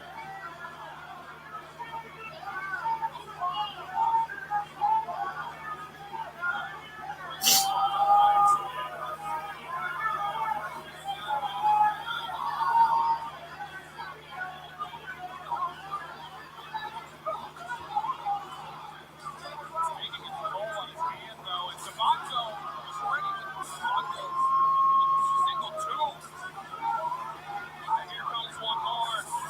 I mean, I would think no way, but Ryan doesn't go down.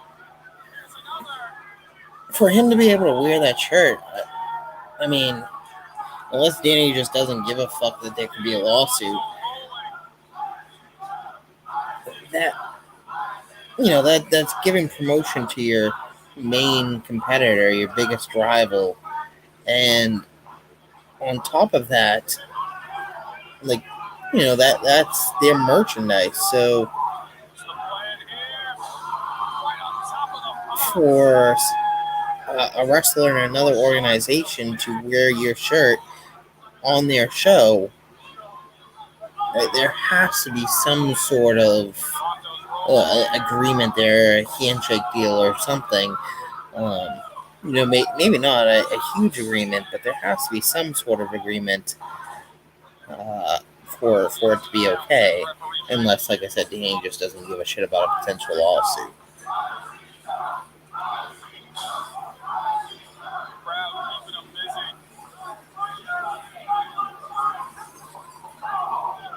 Shot to the midsection. Oh! Right, that definitely could be, but still, Danny has to okay it. Danny has to be a part of the agreement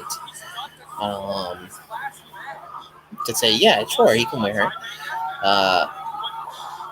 So there has to be some sort of handshake agreement, is my guess.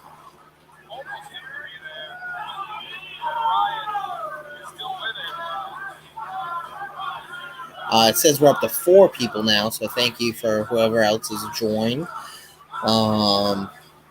It's been a pretty entertaining show so far, and this match is exactly what I expected it to be. Just an absolute bloodfest. These two, like I said, I know they've wanted to do this match for a while now, so I'm very excited that they're finally getting the opportunity to do it. And This is a numbers game. now we get more interference with 440. Drop kick with the light tubes. For the new people watching the stream, if you have any questions at all, like I said throughout this stream, feel free to drop them in the chat. And I definitely will do my best to answer any questions that you may have on this show, on a different show. Doesn't really matter. I'm open to any and all questions. Eric Ryan just stomping away. Danny really not moving at all. Looks like Shiny Shoes wanted to step in, but Eric Ryan ended up saying, no, we're not ending the fight that way. It's not happening. He wants to do a little more damage.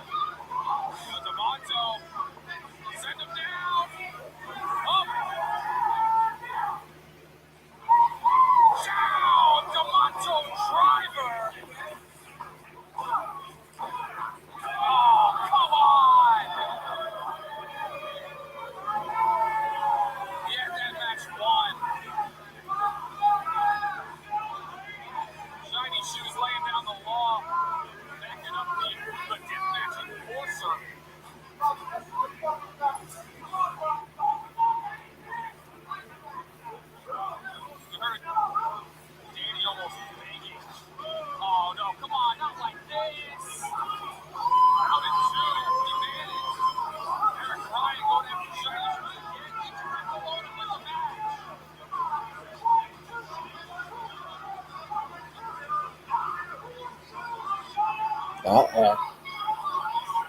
Getting in Shiny Shoes' face. We got the roll up. 1, 2. A little bit of a fast count there.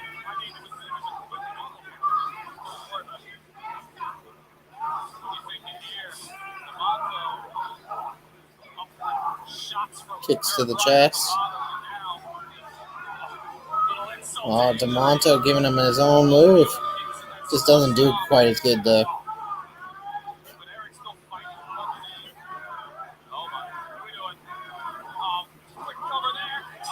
Oh, roll up pin. That's not the way you want to see that type of match end. I get it. You want to keep the heat on him and stuff like that, but you don't want to see it end in a roll up. But look at that blood, man. You gotta love it. hot dogs with it. And Eric Ryan gets the 3.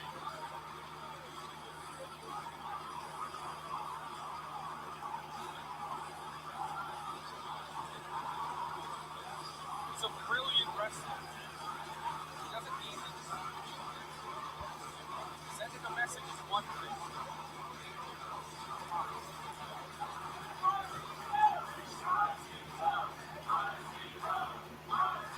Yeah, I mean, it may not be an actual handshake agreement, but they had to have some sort of agreement in place. Is my opinion. Um, they always use that joke, hot dog and handshake.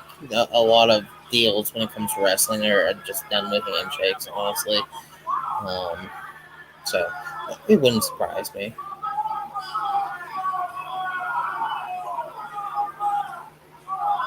Yes, exactly. Buy a Chop City shirt whenever you get a chance.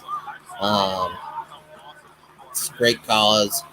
If you don't have the money to buy a shirt right now, tips are not necessary at all for these streams, but if you do choose to send them, the links are in the description on YouTube, the emails that you can send them to. Any money you do send, if you do choose to send, would automatically go towards future shows and stuff of that nature. So, like I said, tomorrow at Beyond Wrestling in Lowell, Massachusetts has a great card, and then right afterwards, I'm going to NXT Battleground. So, weekend after that, going down to Jersey for TOS, JCW, and Cage of Survival. So, we're always traveling to as many shows as we can get to.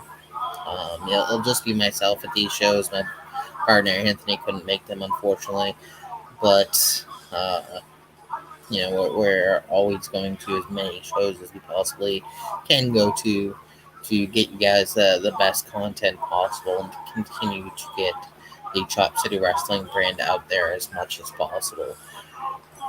Outside of these potentially lined up, we're talking about doing Defy Wrestling and GCW in Seattle in November. And then I'm sure I'll throw in some other GCW dates, Limitless Wrestling dates. Still not fully opposed to doing a quick flight down to Detroit for SummerSlam if the funds are right. Have AEW in July, so we have a lot of content coming in the future for you guys to be looking out for sure.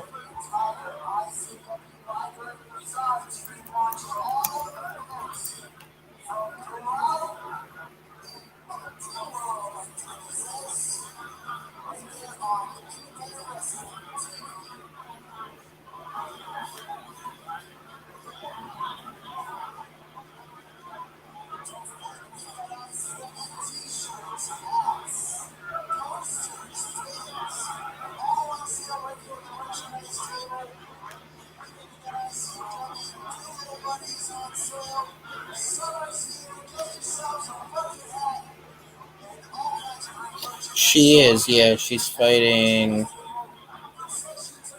Looks like Becca, so that should be a very good match. I don't know if I've seen much of Megan Bain. Checking out her Twitter now.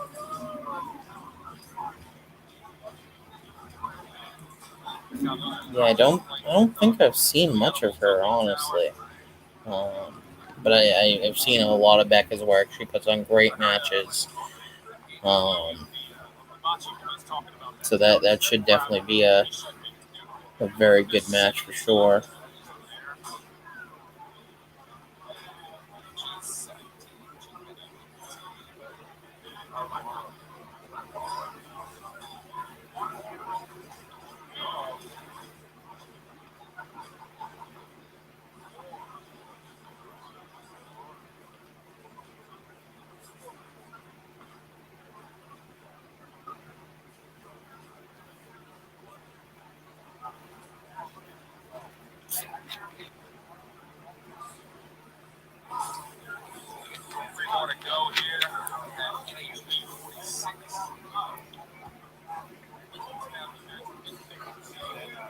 Yeah, it looks like it's a pretty solid card. We got uh, Alec Price on the card, Alex Coughlin, Becca, Dirty Dango, Brad Hollister, Alex Shelley, uh, Masha and Akira, both in a match, a tag team match.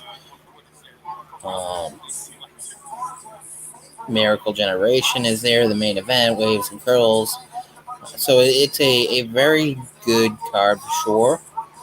Um,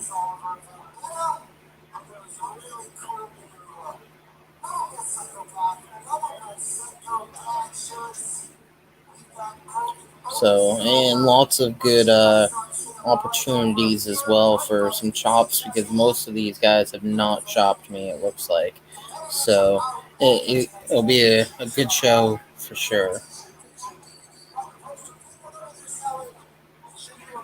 Yes, here are the light tubes. Then just giving the thumbs up, saying we good to go. Here we go, baby.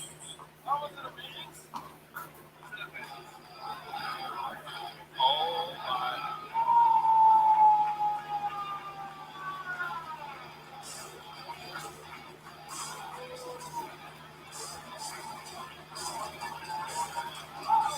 We got an interesting one for you, folks. This is not Bobby Beverly's first time stepping in the Pro Wrestling Center. This is not Bobby Beverly's second time, first time stepping into the ring with his opponent.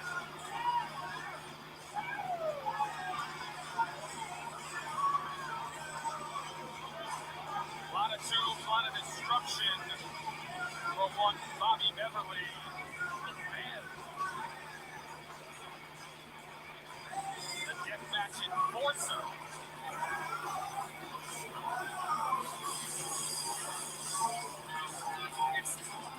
It wasn't so long ago that he was an underrated part of the roster, but especially an underrated part of the scene. And that's completely changed within the last few years. Top of the food chain, not hard to see why.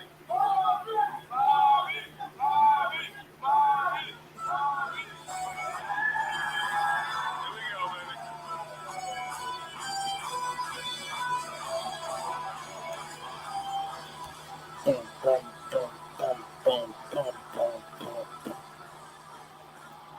That's where every single time this song comes on in my work, I work at a restaurant, and I always, just picture Matt Tremont running out towards it.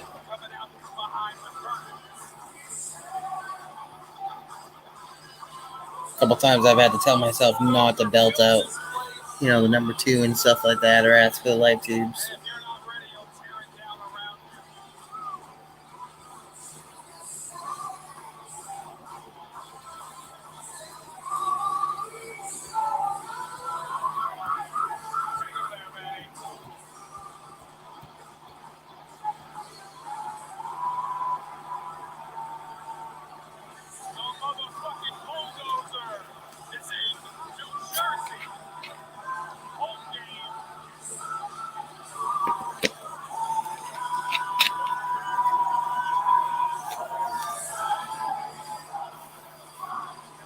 I don't know if he wins it, honestly.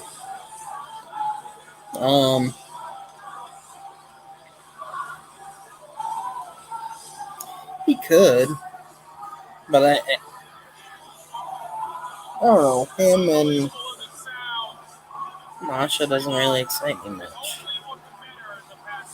Um,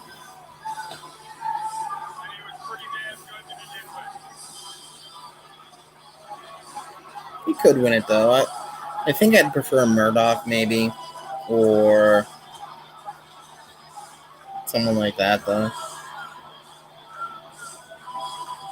Familiar territory. These two are going to take each other into deep waters.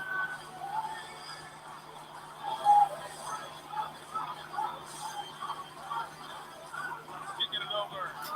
Well, that's the thing. Not a lot of the names that are in it so far really make a whole lot of sense. Masha versus Rita, maybe they're not going to have her win both titles. Masha versus Casey would be a good one.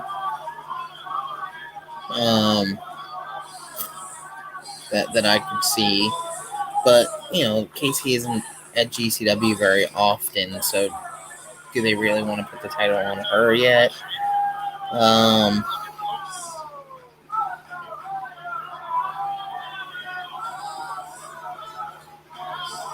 don't know. I would love to see Akira versus Masha in the cage. That would definitely be an interesting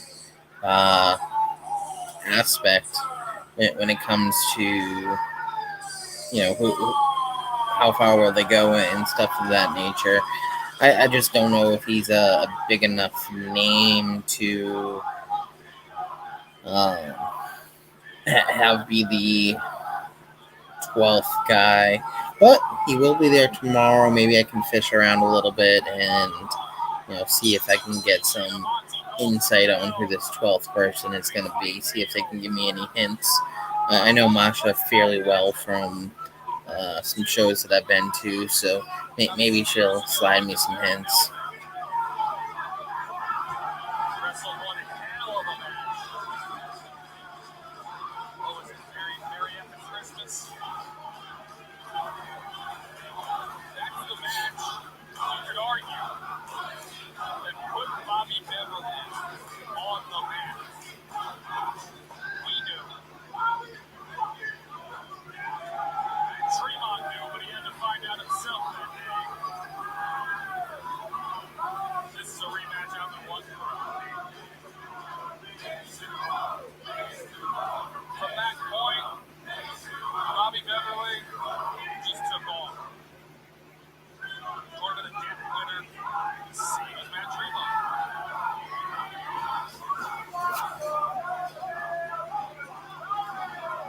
So after this match, we got still the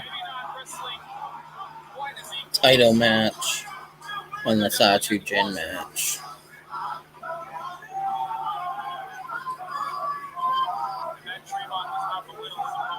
Were you ever able to find a stream for the XPW? I would be interested in watching the Cologne match just to see how he is coming back after all this time.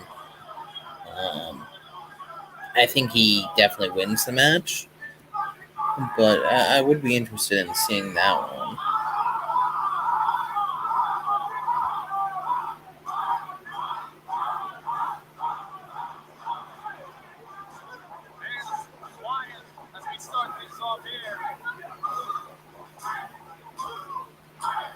I don't think he's too worried about selling tickets, honestly.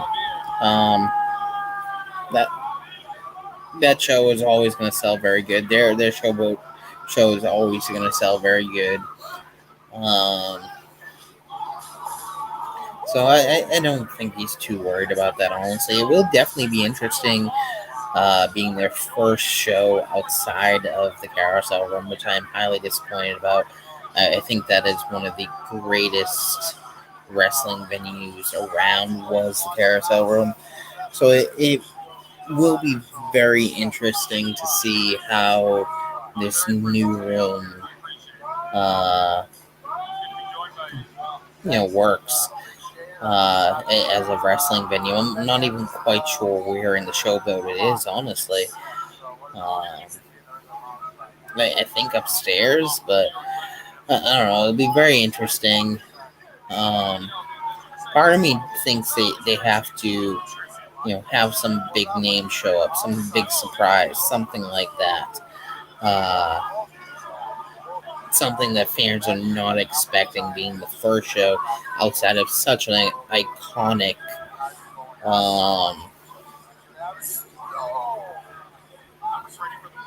venue when it comes to their history. I think they have to do something big in order to, make some noise. Uh,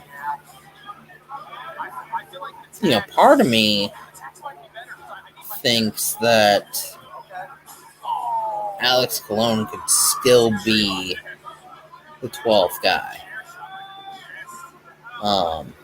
Maybe all this work, this stuff going on with Brett Lauderdale was just part of the storyline, so on and so forth, and that he's worked out some sort of arrangement with Rob Black to do TOS,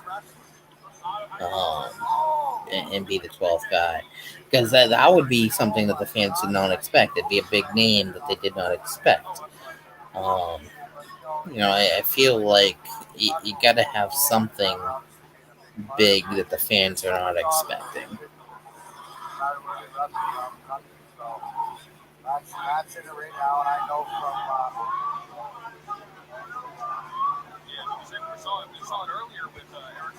Yeah, did you ever find a stream for XPW? Yeah.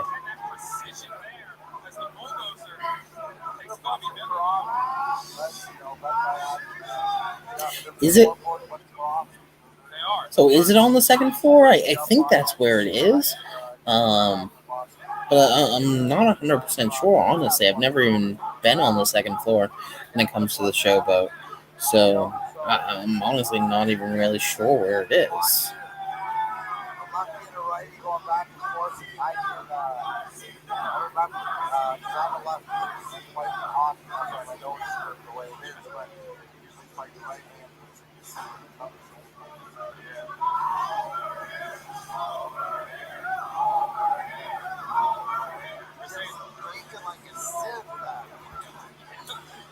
Yeah, I went to, I think it was 4 weekends there. I did both of the Fight Clubs.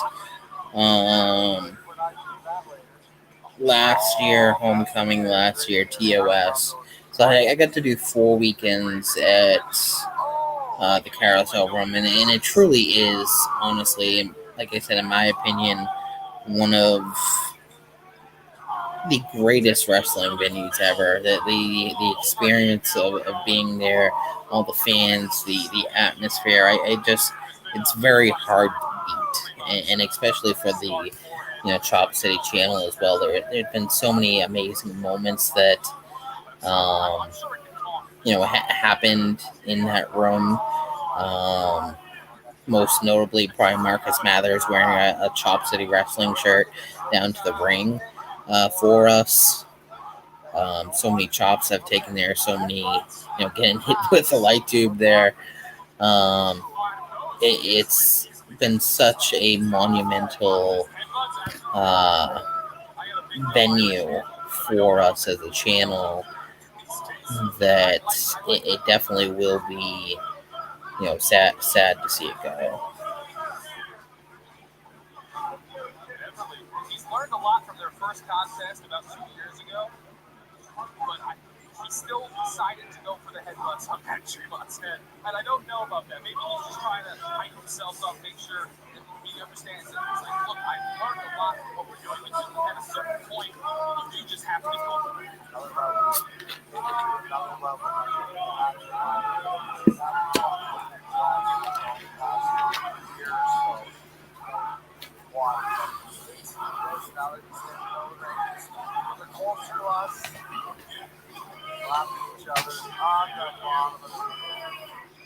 Bev has to be one of the best bleeders in the industry. I always feel like that little knot thingy in Tremont's head is gonna like pop out in one of these matches.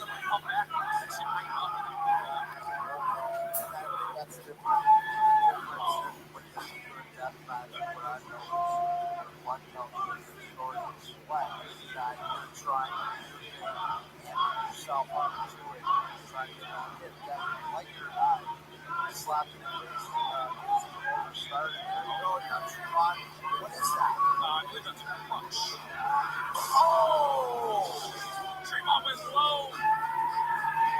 Beverly went high.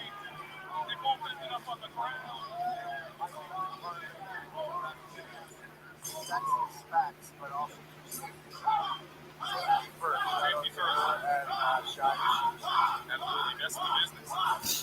We're in, it's kind of funny to talk about safety in an environment like this, but it is And you know what? Shout out to Escondido up above looking down to make sure he was always best of it.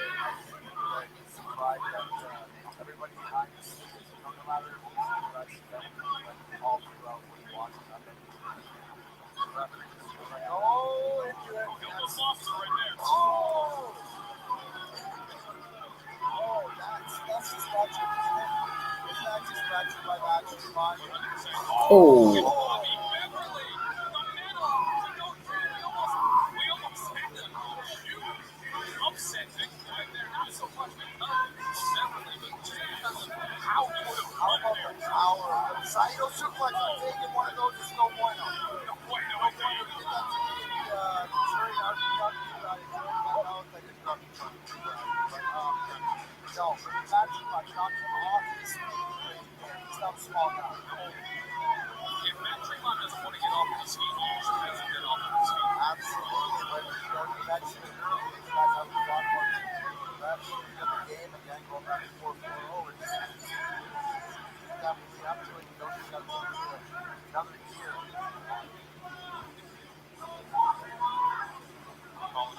Oh!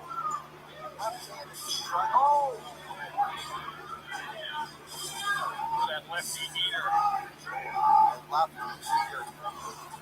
that's true. I mean, it definitely, it's a fun moment for sure. And it'll be cool to say that we were at the first one.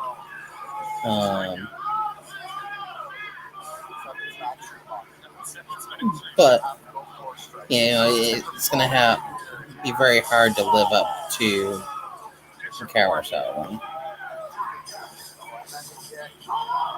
Oh, fired up! There's something about Matt Tremont that just, he yells and you want to run through a fucking wall for him. He'd make a great channel. Yeah, I follow him more on Twitter. There was a thing going on, so that's why I put my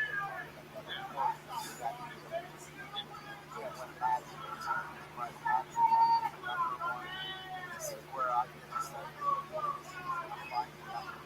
All the stuff that can pop up. Know that as it's going to set up the doors, who knows what's going to happen. And that was sort of a sequence or something. I think so. Maybe the Saito elevates a little bit with that. Or Bev signaling that it's over. your body is able to brace for it properly. It's really not fun. I'm just catching myself knocked up. I don't know if you know it's not about it. So, you gotta work on that. That's all talking about. You look good. Okay, that's all that. It's all. Oh, misses. Oh, his own Saito. He got him with his own move. War cry. Jersey faithful. Oh, and another. He went right in fastball that time. There you go. Andy Dexter's Bobby Beverly. Oh. Regular Pat Bandini right here. Oh. Having that ability to go both hands, really pain dividends here. Up and down. Through the table with the FU.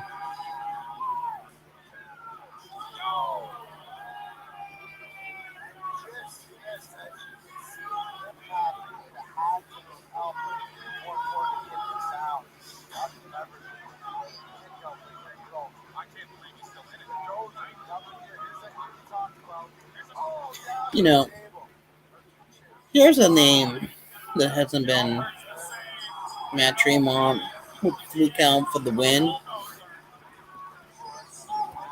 Here's a name that has not been brought up for TOS that would be interesting. Alley Catch.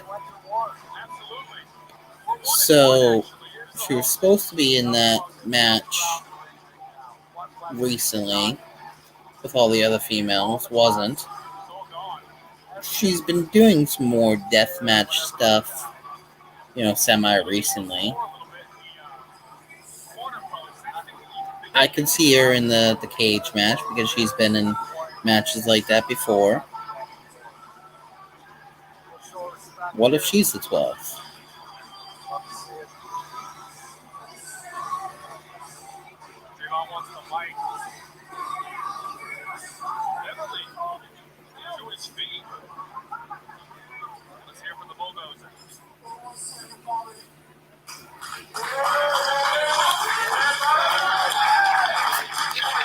Last time we danced, Christmas 2021.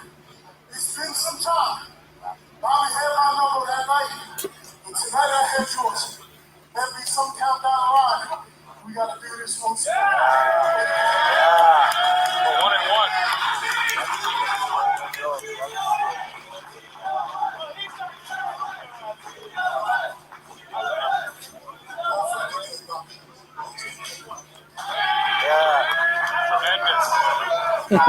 Fans chanting TOS. Bobby says, "I wish."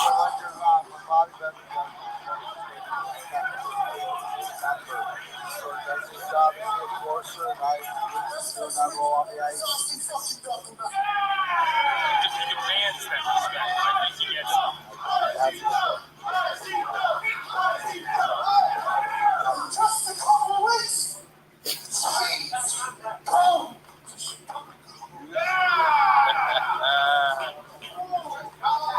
I've already got a busy weekend, baby. At RPW, and I got the doctor on one of the nights. But there's another no holds barred show that weekend.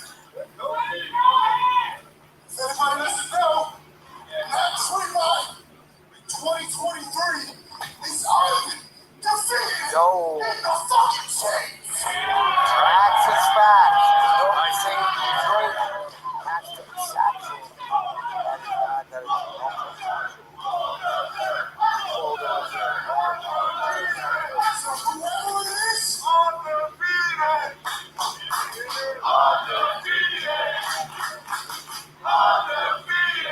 Chicago, homecoming for the American Deathmatch Championship. Oh shit! There it is. The gauntlet been laid down. It is all Tremont issues attack challenge for the championship. So I assume we're getting Hoodfoot versus Tremont in Chicago.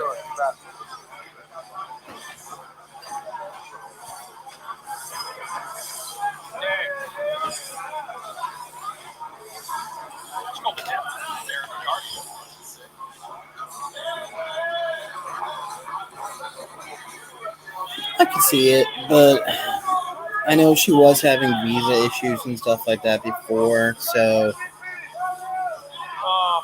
I don't know if they want to do that just because you can't really put the title on her due to those issues unless they've been figured out, but I don't believe they have been figured out yet. On home ground, but he's playing an away game over there.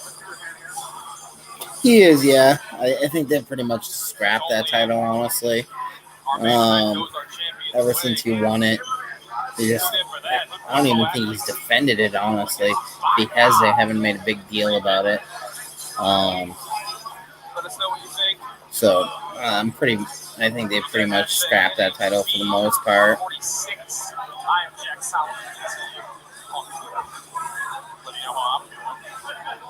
Frankly, y'all can't tell me shit.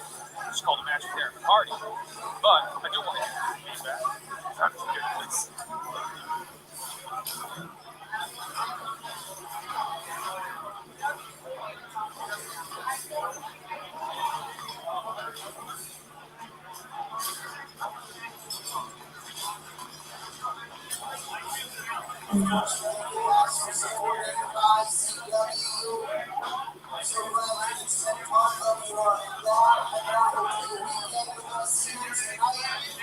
Make sure you continue your support of ICW with some merch, whether that's photo buddies, baseball caps, t-shirts, posters, and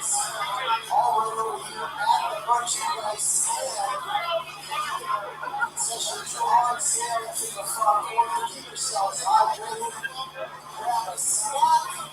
And again, support the competitors that you've seen here tonight. Make sure you support your favorite ICW competitor tonight. H2O Wrestling Center. Big round of applause for H2O for hosting ICW once again here tonight. As we get set for your next fight. We still have the Satu versus Coco fight too. I believe so. Yeah. So this is Satu and Cover, and then Reed and Hoodfoot. Long show for them, honestly.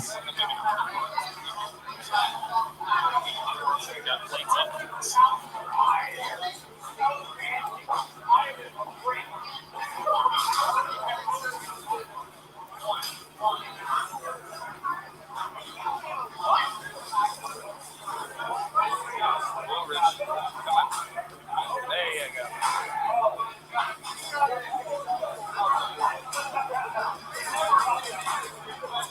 You know, one thing about ICW that I love, every time you're like, I can't possibly expect there to be more. You're like, oh yeah, there's like one match. Two matches in this case. It has been, yeah. Well, anytime they're going head to head with XPW, Danny always puts on a good card.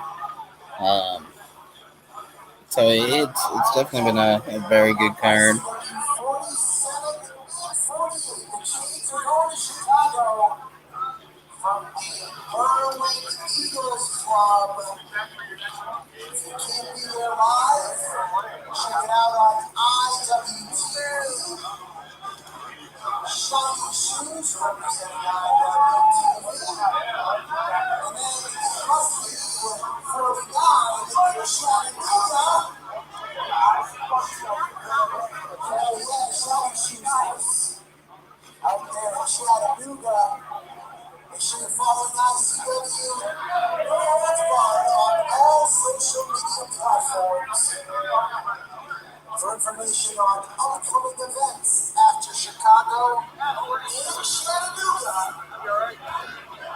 Again, it's ICW No Holds Barred. Make sure you're checking out the merchandise sales on Facebook Live every week with Tina Tomato. And of course, the Captain Princess. Great wrestling collectibles for your collection every week on Facebook Live. Yeah, join us coming through with this Midwest and South. Oh my God, I'm traveling for wrestling. So A lot of great shows coming up. they must have changed it because initially ICW 50 was going to be in Chattanooga, wasn't it? Not 49? Again, a couple of bastards, Declan Grant, you saw tonight, and Jess Moss. It'll be a great time. More from the H2O wrestler. Better yet, why don't we do that doll, the Japanese doll? Can't remember his name right now, but it fits with the international vibe. I think that'd be a good one.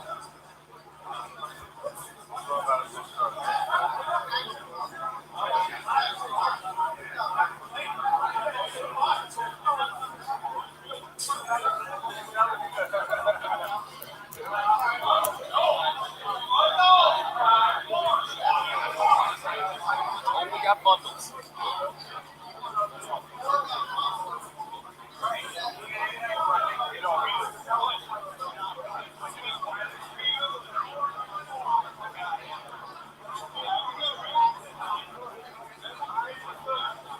I was going to say that I hope Shiny Shoes have some order. Oh, here we go. Let's bring out the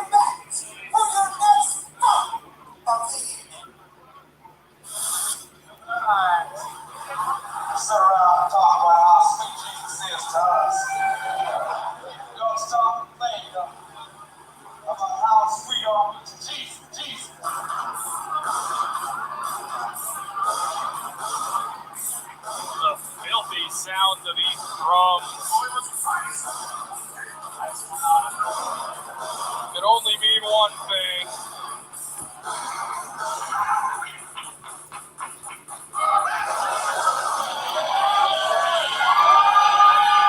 Otis Kogar back in an ICW NHB ring. Last time we saw him was last August in Chicago. Only right to see him again before we head back over.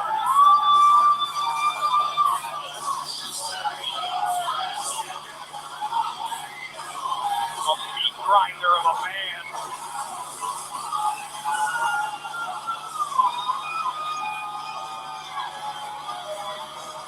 And the crowd loving what they see.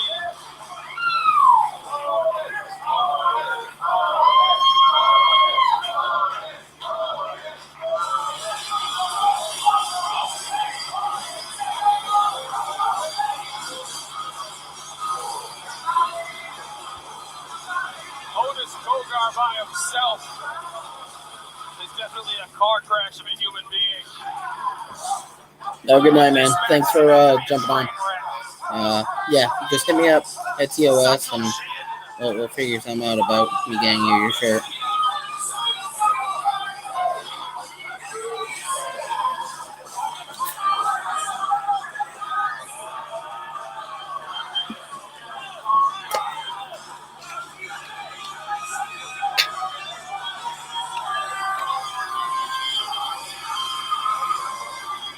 Satu coming off a huge match with Matt Tremont. Looking to get back in the win column. Yeah, it looks like they did change Chattanooga from ICW No Holds Barred 50 to 49. So my guess is 50 they'll probably try to do in Jersey or something like that, being its home. That's probably the next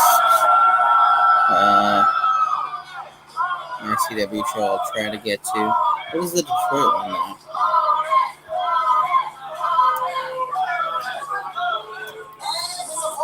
Because they're doing Detroit too.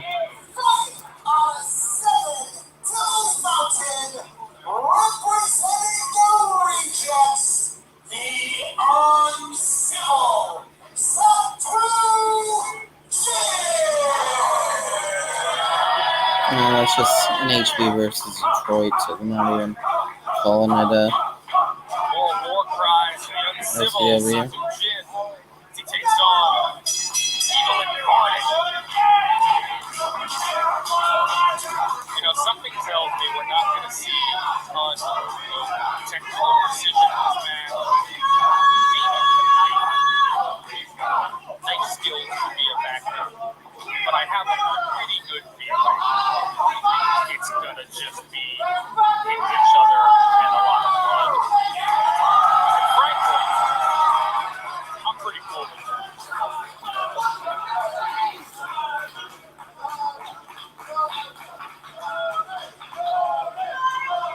Good to see Otis back in the chains. Crowd is split here. Otis, obviously the brother of Atticus, we saw earlier today.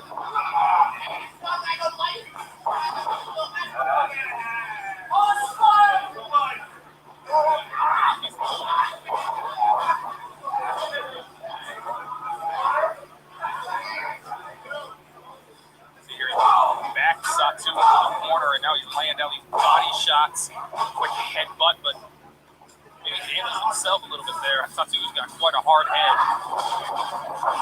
Right into the corner he goes. That unprotected corner he goes. Quick little belly-to-belly suplex and a one count. That's all he gets. Kogar on the defensive here as tossed down there. Satu looking to string something together.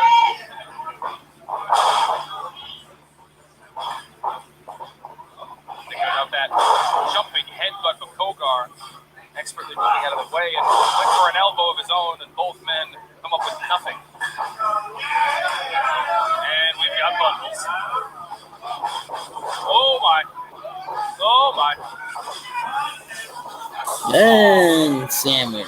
Light tube sandwich. Eating in the tubes in the center of the ring. What's more scary than two big men swinging light tubes? Satu slammed to the outside, looking to collect himself. Kogar doing the same. Otis just immediately picking glass out of his hands. Just a bad time. He's going to have to fix them out of his head now. Satu just falling to the crowd, jamming that tube right in the forehead. Carving up the forehead.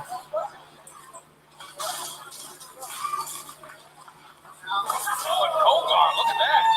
Defensive shot there. It's a parry. These two just carving each other up.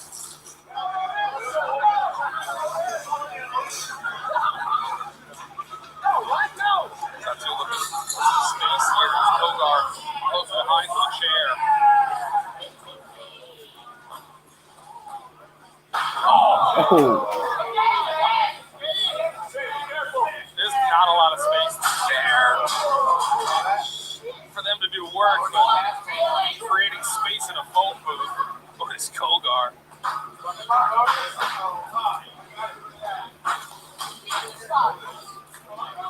These two, you know, the Kogar brothers, incredibly creative. Looks like he's creating some kind of device of destruction here. Oh, God.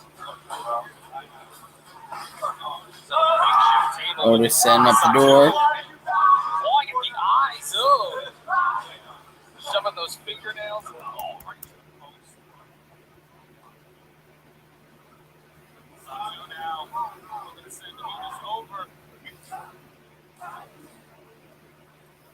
Reversal here. And suplex to the door. Can barely get him up. Oh, and he got that door. Slammed his opponent through it. Oh. Man, Otis is seeming to have a hard time today, honestly.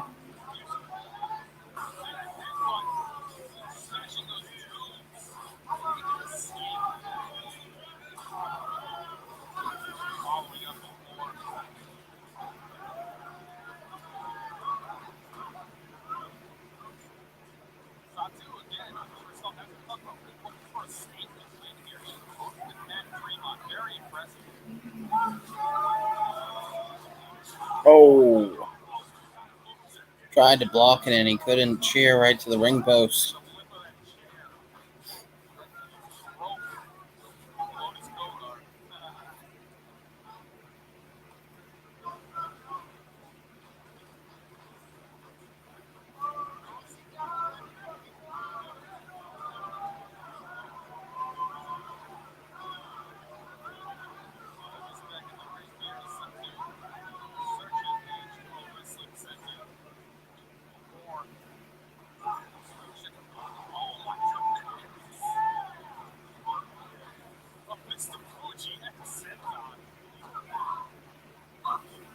Satu able to get out there. That's a big one set on right now. Satu belonged across the bed. Oh, what is this? Oh!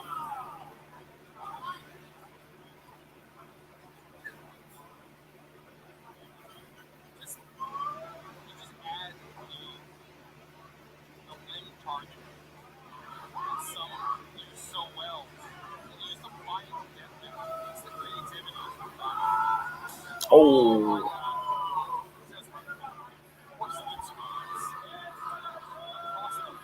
Some light tube horns.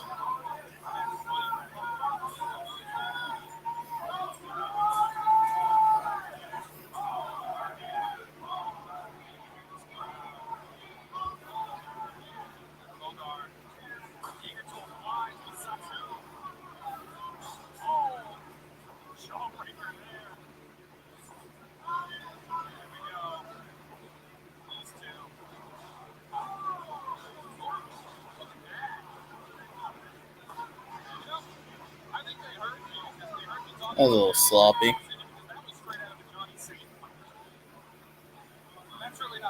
Oh, we got the baseball bat now. Oh, tack bat right to the head. See those tacks sticking right out.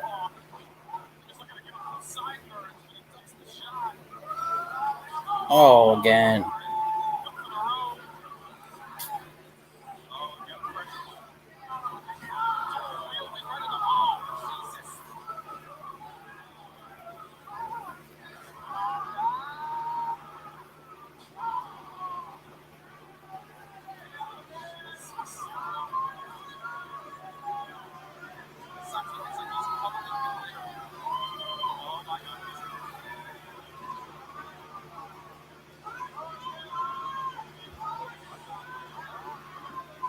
Oh, he's got the barber's blade.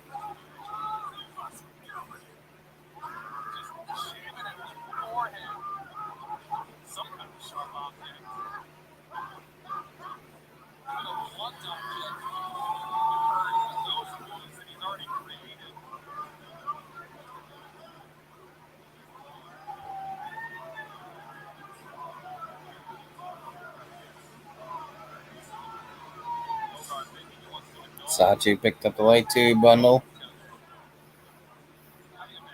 What's in the bag?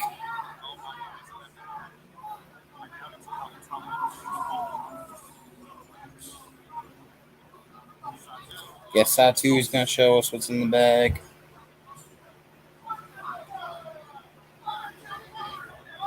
Maybe. Guess he doesn't like what's in the bag.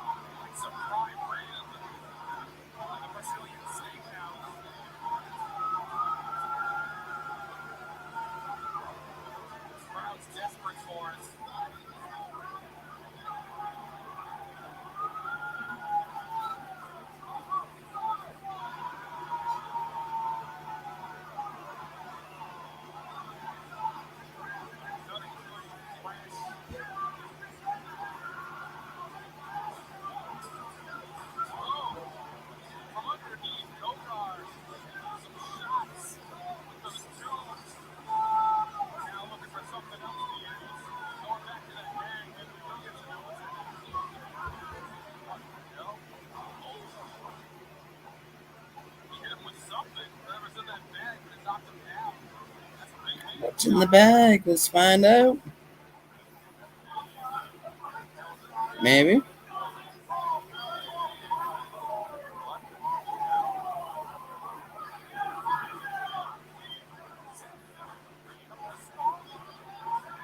I mean, that's different.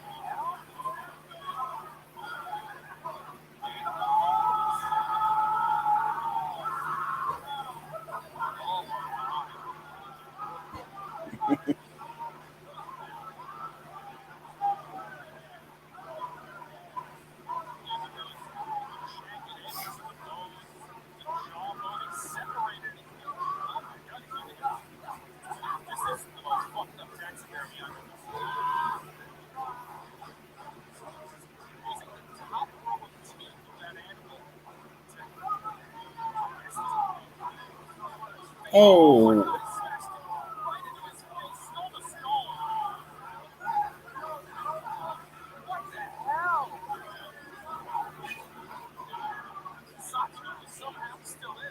Was that 3? I swear he hit the mat 3 times.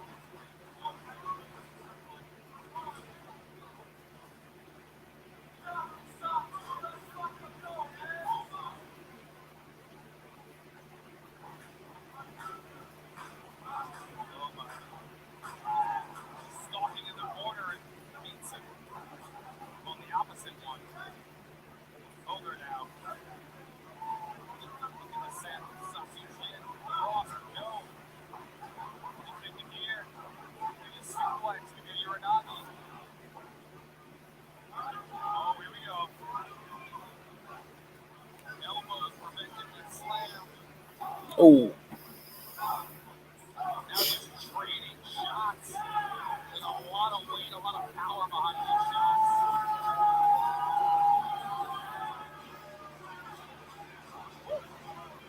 Smoked him on that forearm and a headbutt right to the chin. Almost ready to shine the shoes. Body avalanche. Irish flip counter there. Here comes Goldar. Face first. and these guys are just running really, really slow.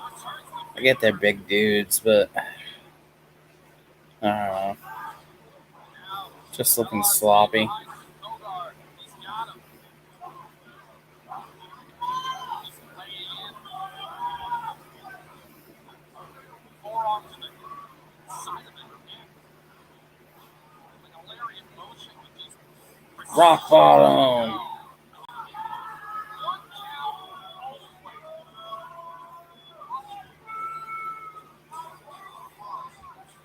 Otis slammed him down and Sato couldn't even hit him. Plug 3 in 2 seconds. Those tubes might be making a difference. Oh,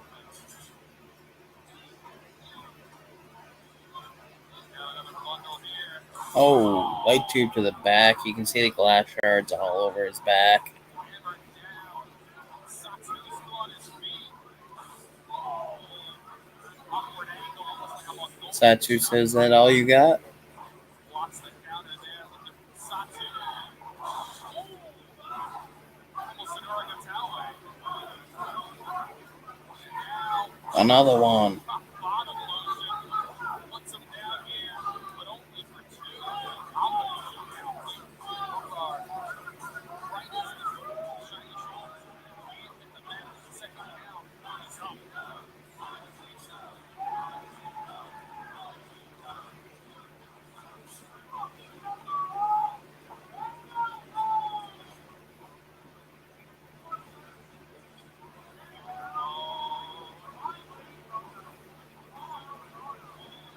That's the kind of class he gets to put in his skill if they know more like this.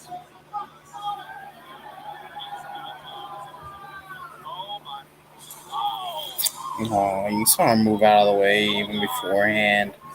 Slides out of This match has been very disappointing, honestly. goes straight through it. Had a lot of potential, but Straight down. Otis Cogar.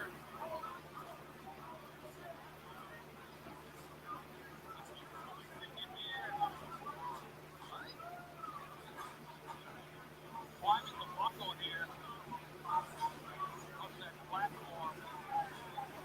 It's higher than a regular turnbuckle, people. The man this side he doesn't go off the ground. What are we doing?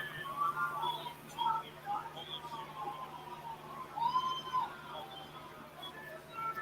Oh my god. oh, swanton from the top, from the big dude. Tommy go. And 3 count. Otis with the win.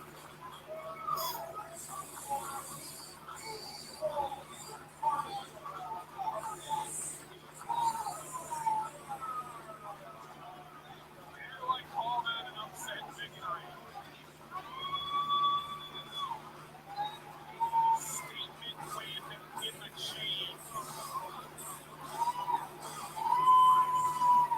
Otis Cogar.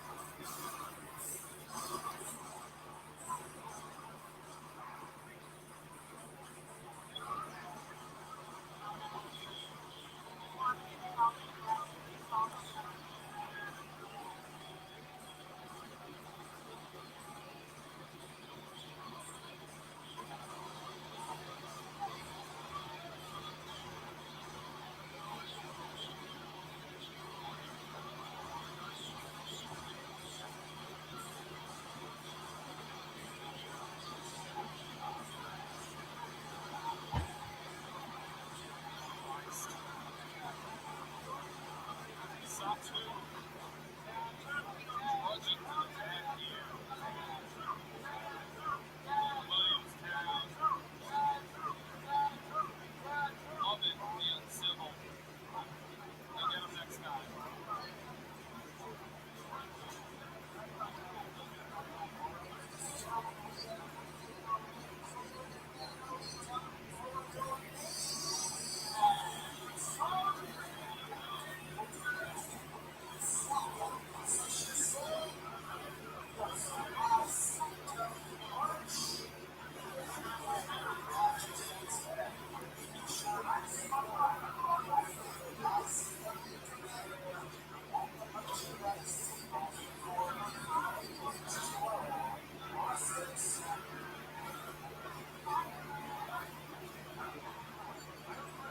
Time for the main event.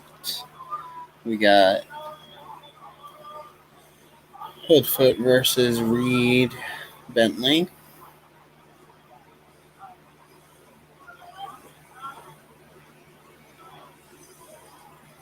Waking up here for our main event of the evening.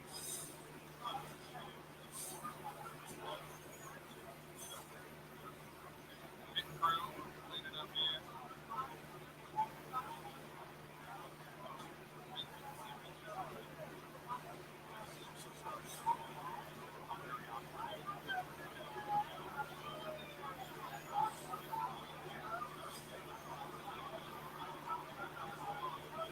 Gonna have things cleared.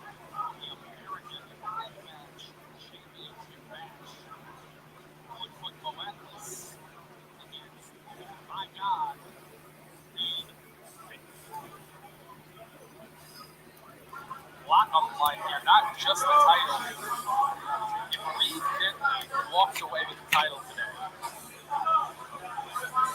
he will also be defending that title against Abdullah Kobayashi in Chicago. A lot of pressure. Not that Reed Bentley needs to be put on the map, but he might right the. I mean, there's no way Reed wins this match, honestly. Hoodfoot hasn't had it long enough. And Reed just doesn't wrestle enough for him to be champion. You know, he wrestles a few times a year at this point. So there's no way Reed wins this match. It'll be a good match. Good to see Reed back in the ring, but he doesn't win this match at all.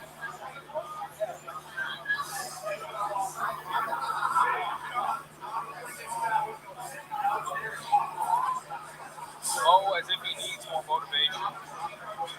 Walking into his hometown with that title, there's got to be an electric feel. And he's not going to pass that up to the world.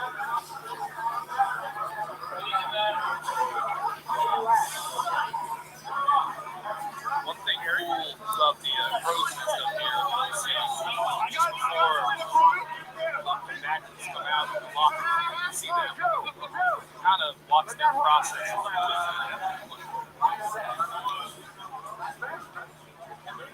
And I can tell you that We got all the fuckery coming out for this one. has been pacing.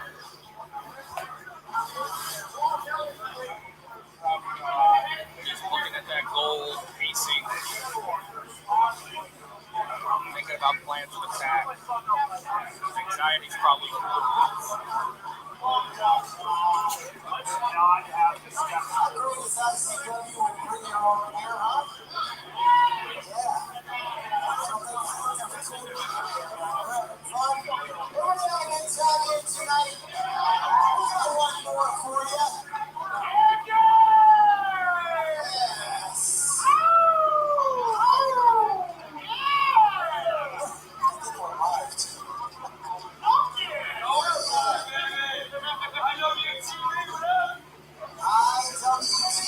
Oh, we are setting up.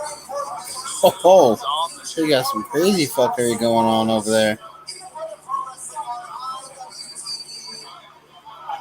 All the ICW shows and archives right there on IWTV.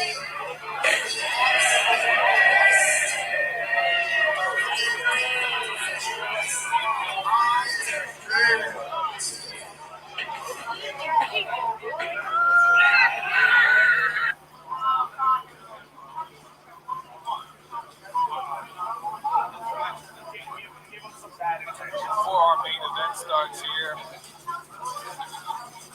join that conversation. NHB 46. IWTV. Here. Hope this show has lived up to what you expected. And hope we've exceeded those expectations. And if we haven't quite gotten there for you yet, League's main event. If I know anything about these two, I can just do that and more.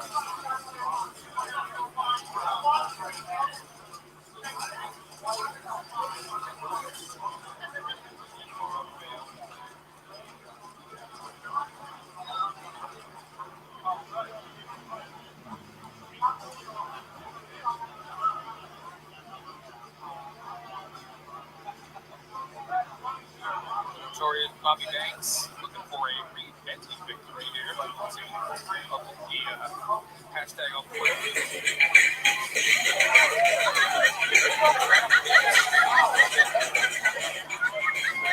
What is going on? What the hell? What just happened? Tell me what you got.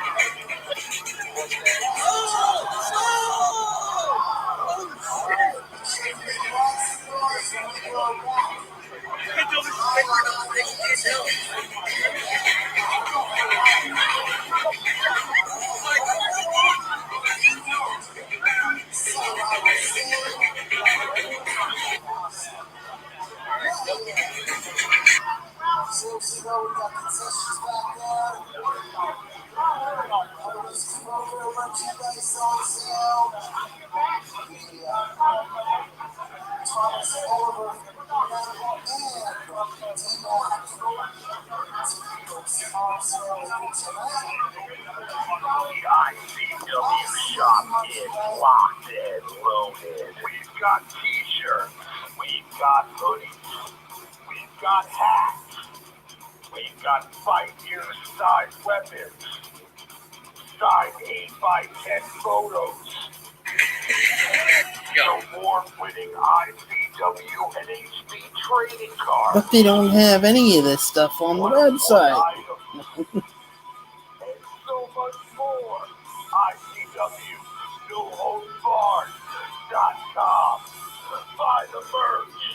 Buy the merch. Buy the merch. Where we Illinois to be specific. June 16th and 17th. For ICW No Holds Barred, the change come to Chicago. ICW No Holds Barred, 47,848. June 16th and 17th. That is Father's Day weekend. No better gift for Dad than take him out to Chicago for some ICW. Show's got to get on the road to Chicago after this one. The landscape of ICW NHB can be very different than repenting victory.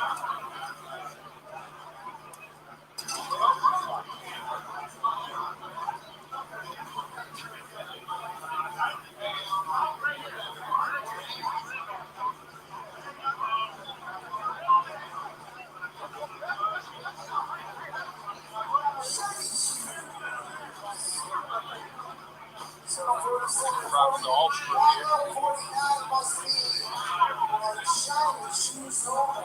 Shannon down to Tennessee. That's on June the 30th. Again, follow ICW No Holds Barred on all social media platforms. Jeez, they're just setting up everything for this match. June and July like an absolute act. Oh my. Oh my. ICW from the H2O Wrestling Center. Let me hear ya! Take the nerves out, Thank baby. you to the H2O Wrestling Center for hosting ICW here tonight. And a thank you to our sponsor, Michael Servino. Wrestling. Thank you for the sponsor.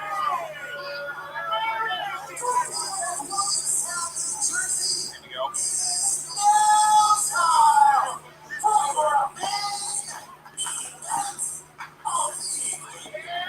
Dun dun dun.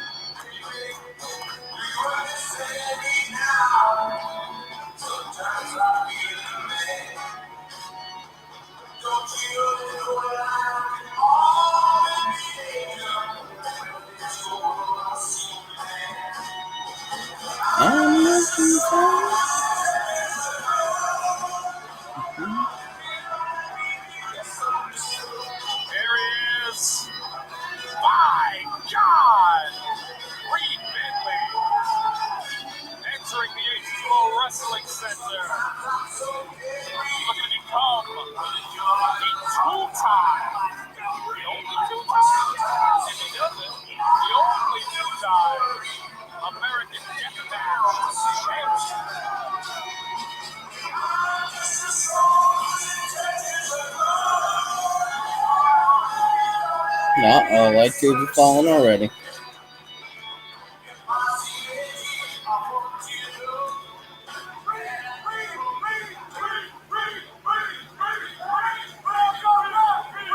Gotta get for the champ, though.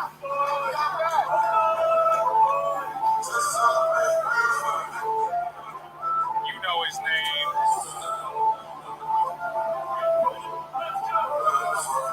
The motherfucking mayor.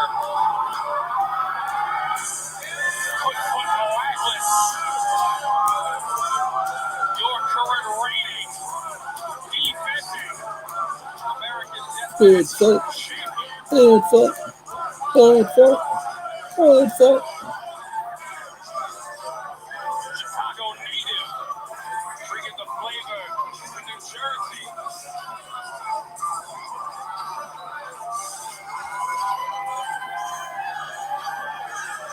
You can see why it's the mayor. You don't get this universal.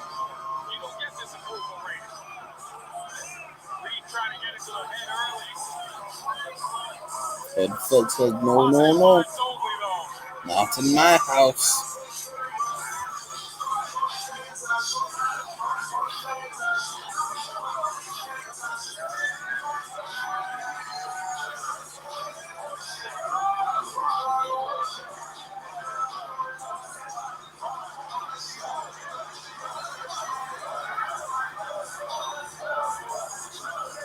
Yeah, there's just no way Hoodfoot loses this match.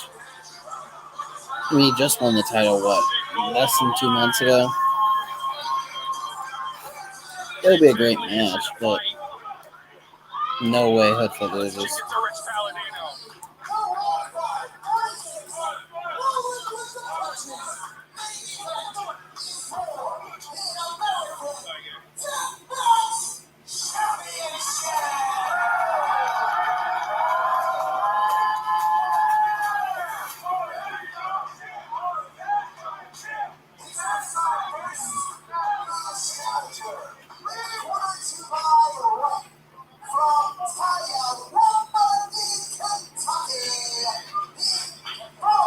American Deathmatch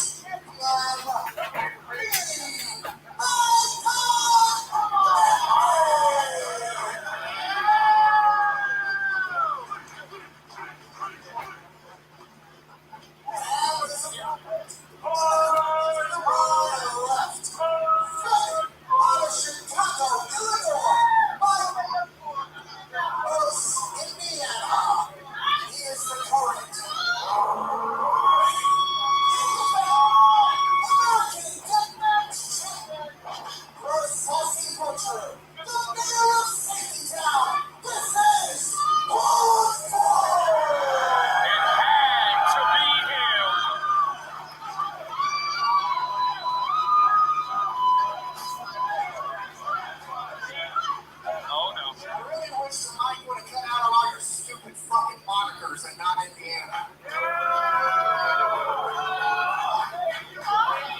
Little Indiana shit talk. I'm not gonna say nothing to that.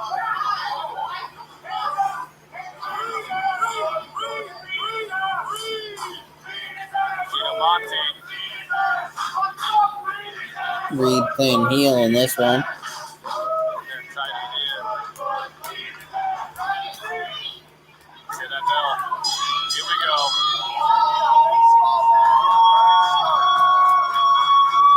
Lot of history here. Former champ, current champ.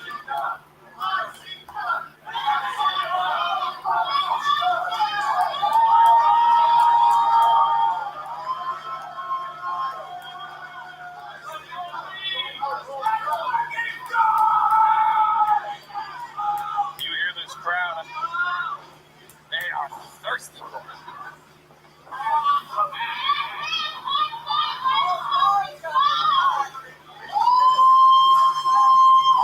Reed Bentley, for as respected as he is and should be in the chains, Stepping on the light tubes. his title reign was shockingly short. Just 48 days before losing it to Joel Bateman.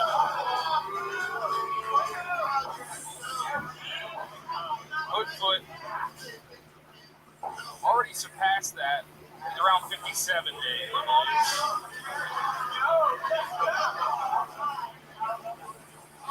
A lot of feelings behind it. Bentley off the ropes here. Meets him in the middle here. Reed Bentley, finalist in the first Battle of the Belt, guys, but did not get the win. In the second iteration, as we know, Hoodfoot Moat, the toughest guy.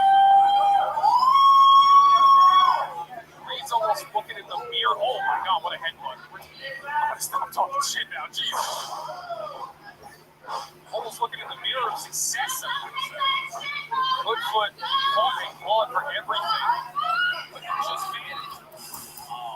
Oh, slams him into all the light tubes. Almost half of them gone at this point. Busted across the back of his head.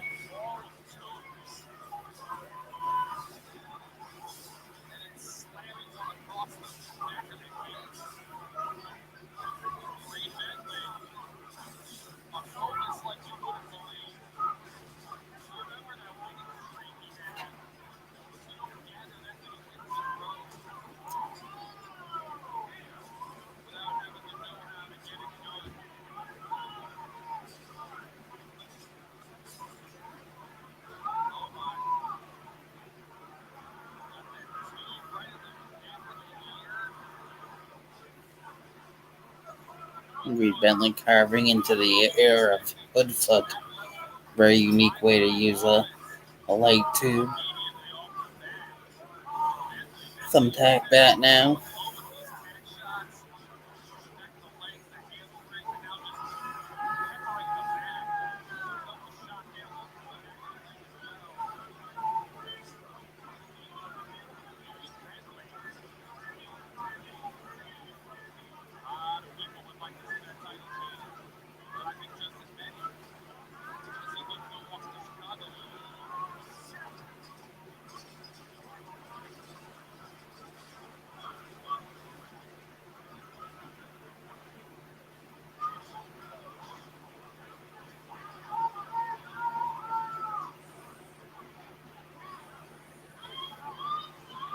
Oh, just pushing his face into it.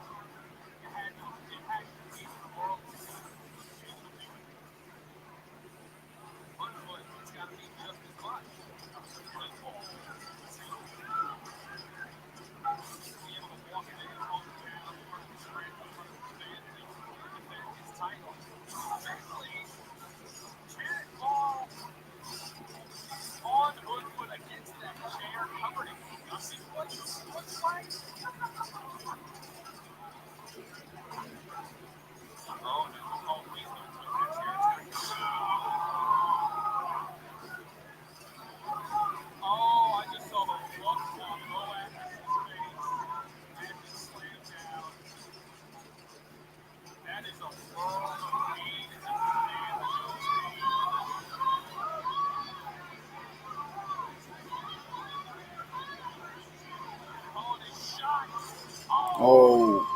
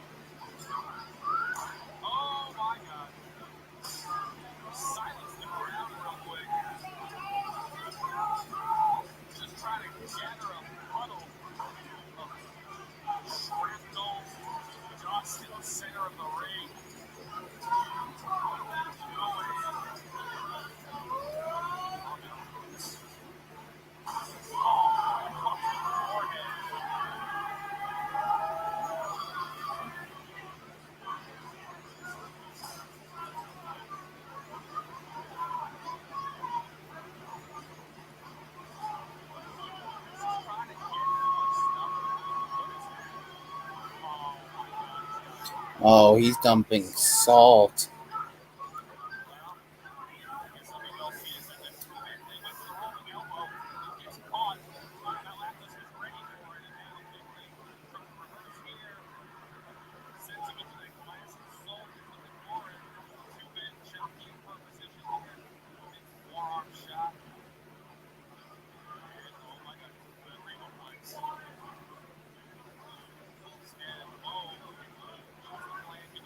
Oh.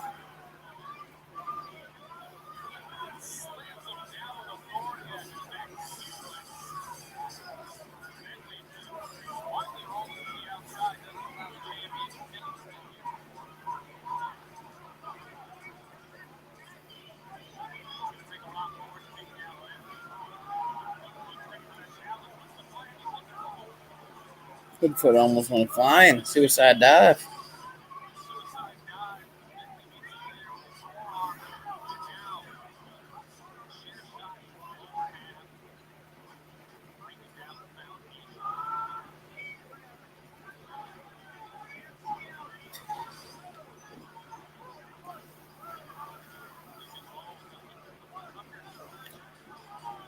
Three chairs. Four chairs.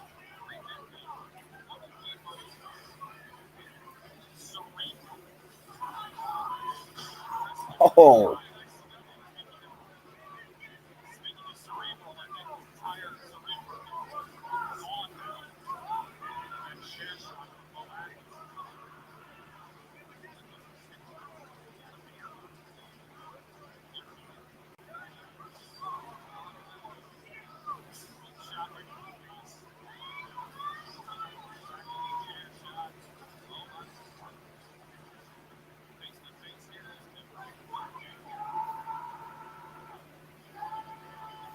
Oh, we in a good old fashioned bar fight. Throwing fisticuffs.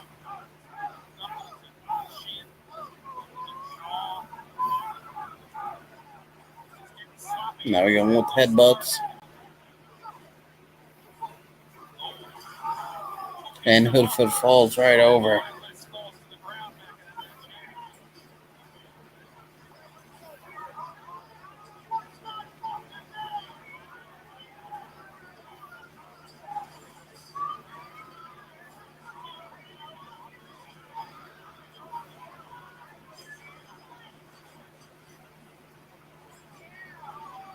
Oh, using mittens. Oh.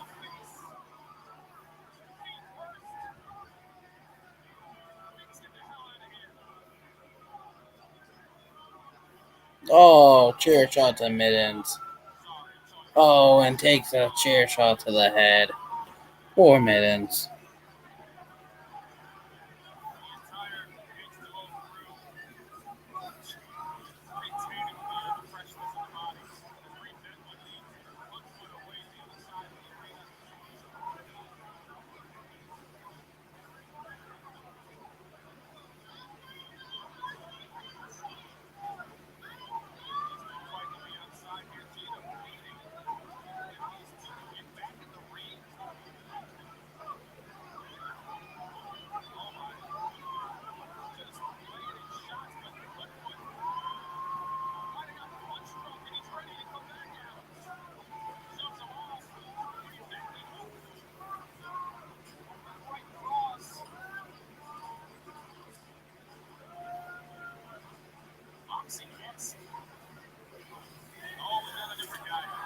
Oh, now we're using another fan as a weapon. You better watch out. You may get hit with a chair too. No, just mittens.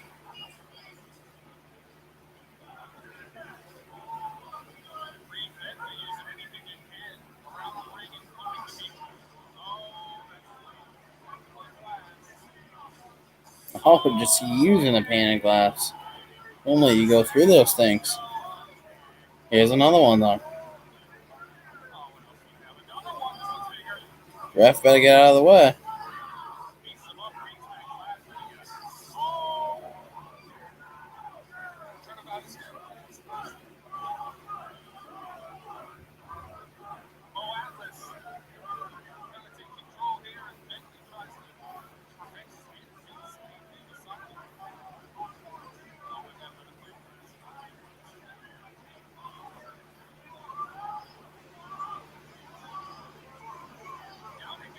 Oh, it didn't break. It's almost worse when it doesn't break. Sure, cannon working every bit of it. Let's try it again. There we go.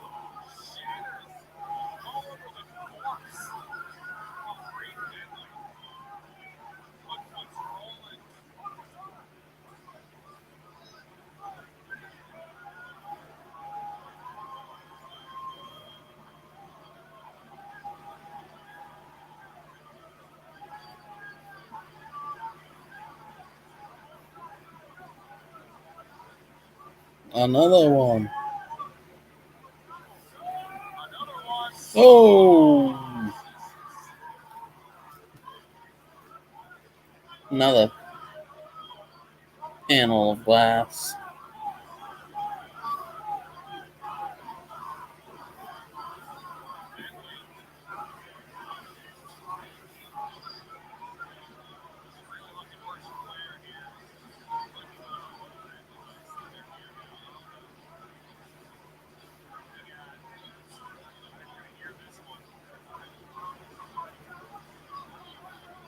Oh.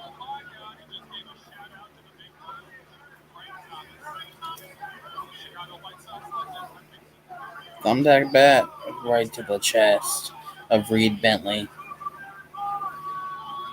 Now he's grinding those thumbtacks into the forehead of Reed Bentley.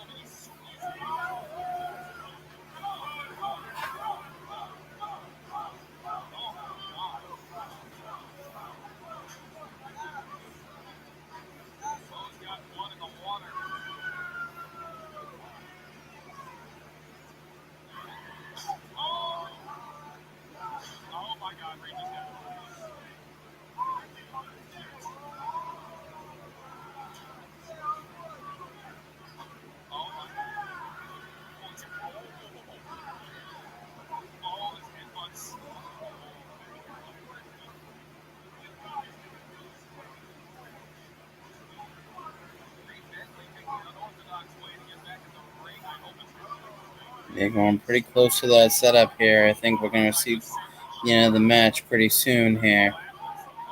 What's going to happen with this huge setup that they have? Oh, we're lighting it on fire. Because why not?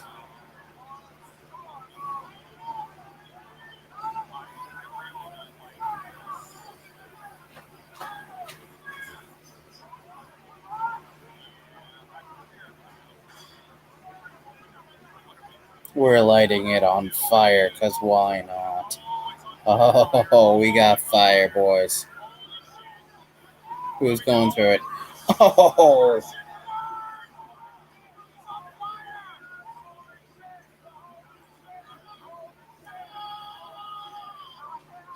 Reed Bentley goes through the flaming table.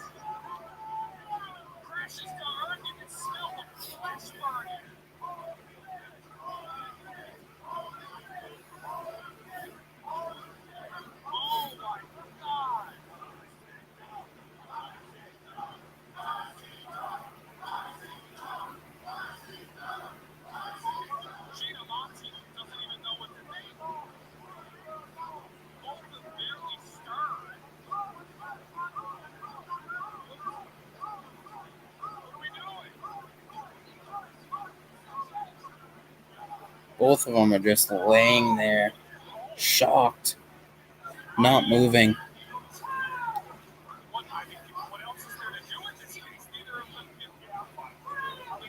Are we actually going to have a count out in an ICW match? I didn't even know this was a thing.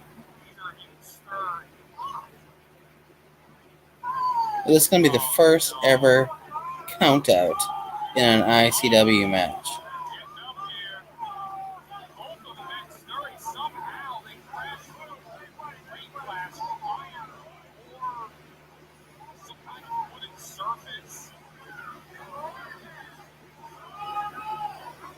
Nope, they finally get in. Get back in the ring. Barely. Monty was, I think, rightfully starting a count out. They managed to get back in somehow, some way.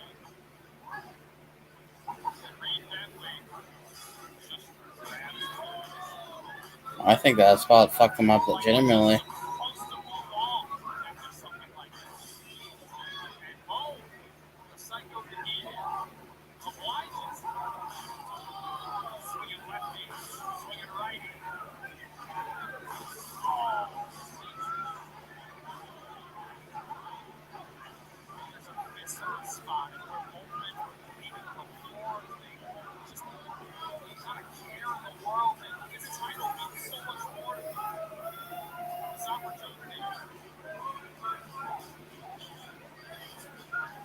5-0 right to the face. Regal. Oh. Inside out. Close up. Close down. Are we going to see a win by Reed Bentley? First. 1, 2, and a kick out at 2 by Hoodfoot. Hoodfoot is still in this match.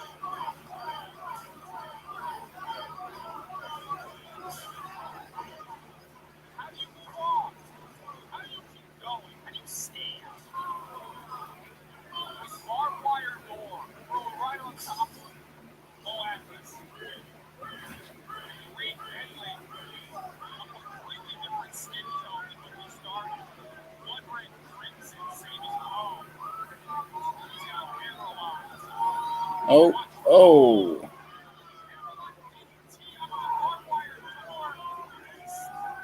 And Hoodfoot kicks out at 2.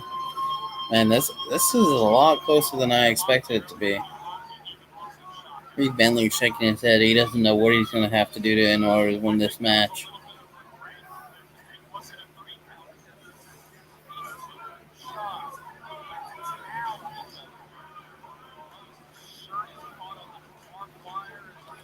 Well, Hoodfoot's out of the shirt now.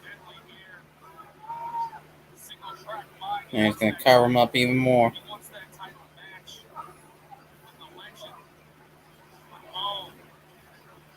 He's fighting for more.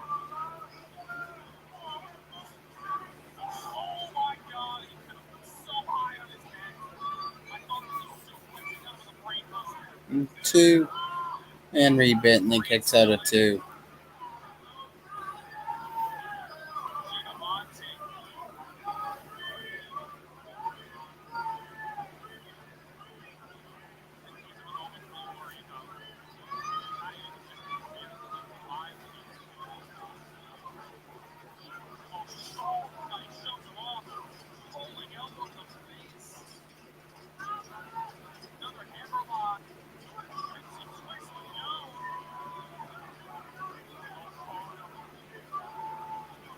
Hoodfoot says, not today.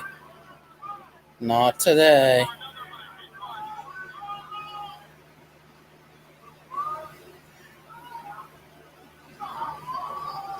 Thumb to the eye. Reed Bentley. Oh. 1, 2, 3. Wow.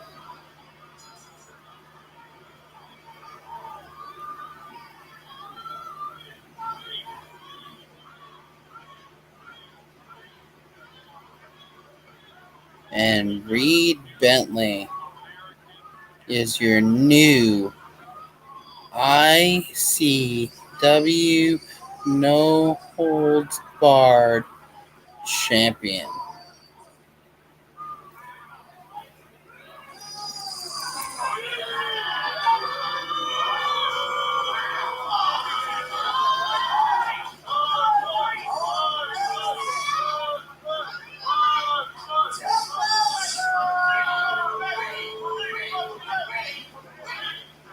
Maybe. They're certainly taking a long time saying this.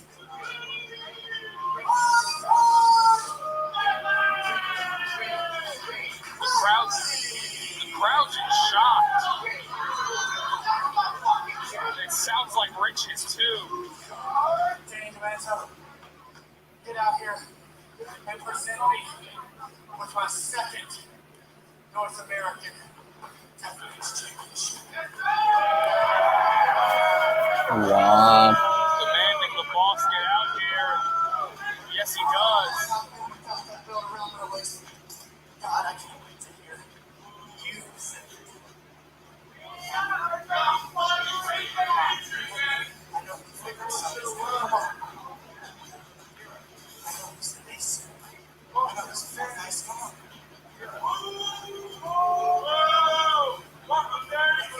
Likes my fucking boots.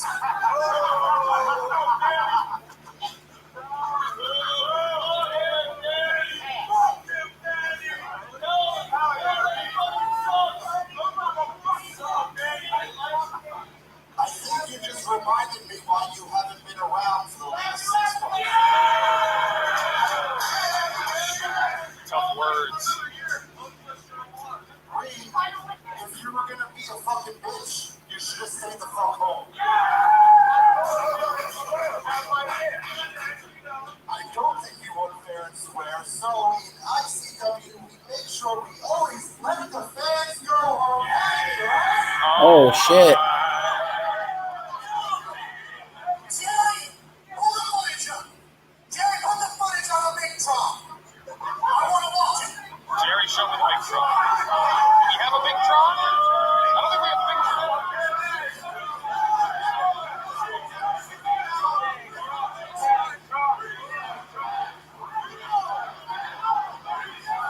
I'm hearing you.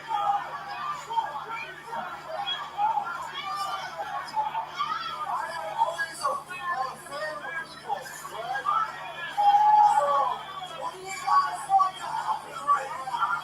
Oh my God.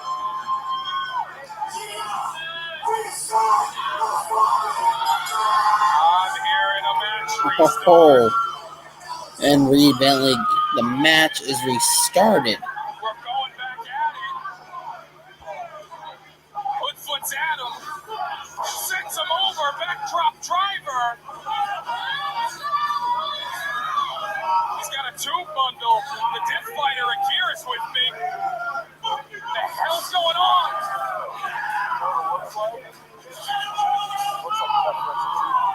Jesus. We're back. And now maybe Hoodfoot wins. It's twice that safe advantage.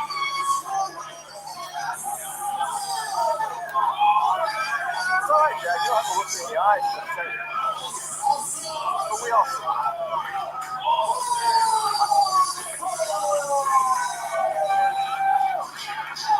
I mean, I can't say I disagree with you. Raise it high. Raise it high. Hoodfoot's one hell of a wrestler. He's a better champion, They both all wrestle. but he doesn't need this kind of thing. Reed's attitude wasn't great, no. This is attitude every day. No. Let me put it this way, Jack. Remember Shannon? Oh, I remember. Remember when I got screwed from the get-go? I didn't get her up. Twice. I can see the frustration. Lots of it. Raise it high, buddy. I mean, what was the reason for the restart, though? I guess is my A question. homecoming match. I agree. Hoodfoot should be the champion. Oh, there's not a doubt about that. Hoodfoot is my friend. But I'm very happy for him. Reed did get the 3 count. He doesn't have to be happy with things that happen. All around. So I guess, I don't know, I just don't really agree with the restart. He is the champion. Chicago just got even more interesting. He's got a bulldozer. He's got mayhem. And we got a hell of a lot more. He's got eyes on him. Good luck, Hoodfoot. Lead it. Ominous words.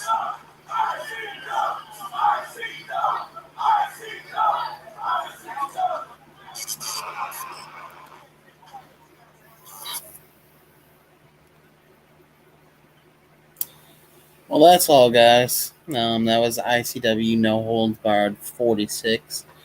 All in all, pretty good show. Exactly kind of what I expected when it came to the mayhem and fuckery. Um, thank you all for who came out, joined the live stream, and all that, was part of the chat. Thank you very much. Like I said, if you guys enjoy these, certainly let me know. I don't mind doing them in the future for other shows and stuff of that nature. Um, Assuming I can work it out with my work schedule and stuff like that. So, let me know if you guys like these things. Um, like I said, be on the lookout tomorrow night, early Monday morning for content from Beyond Wrestling as well as NXT Battleground, chops, live wrestling, stuff of that nature. And then the weekend after, be on the lookout for GCW TOS as well as JCW and GCW Cage of Survival.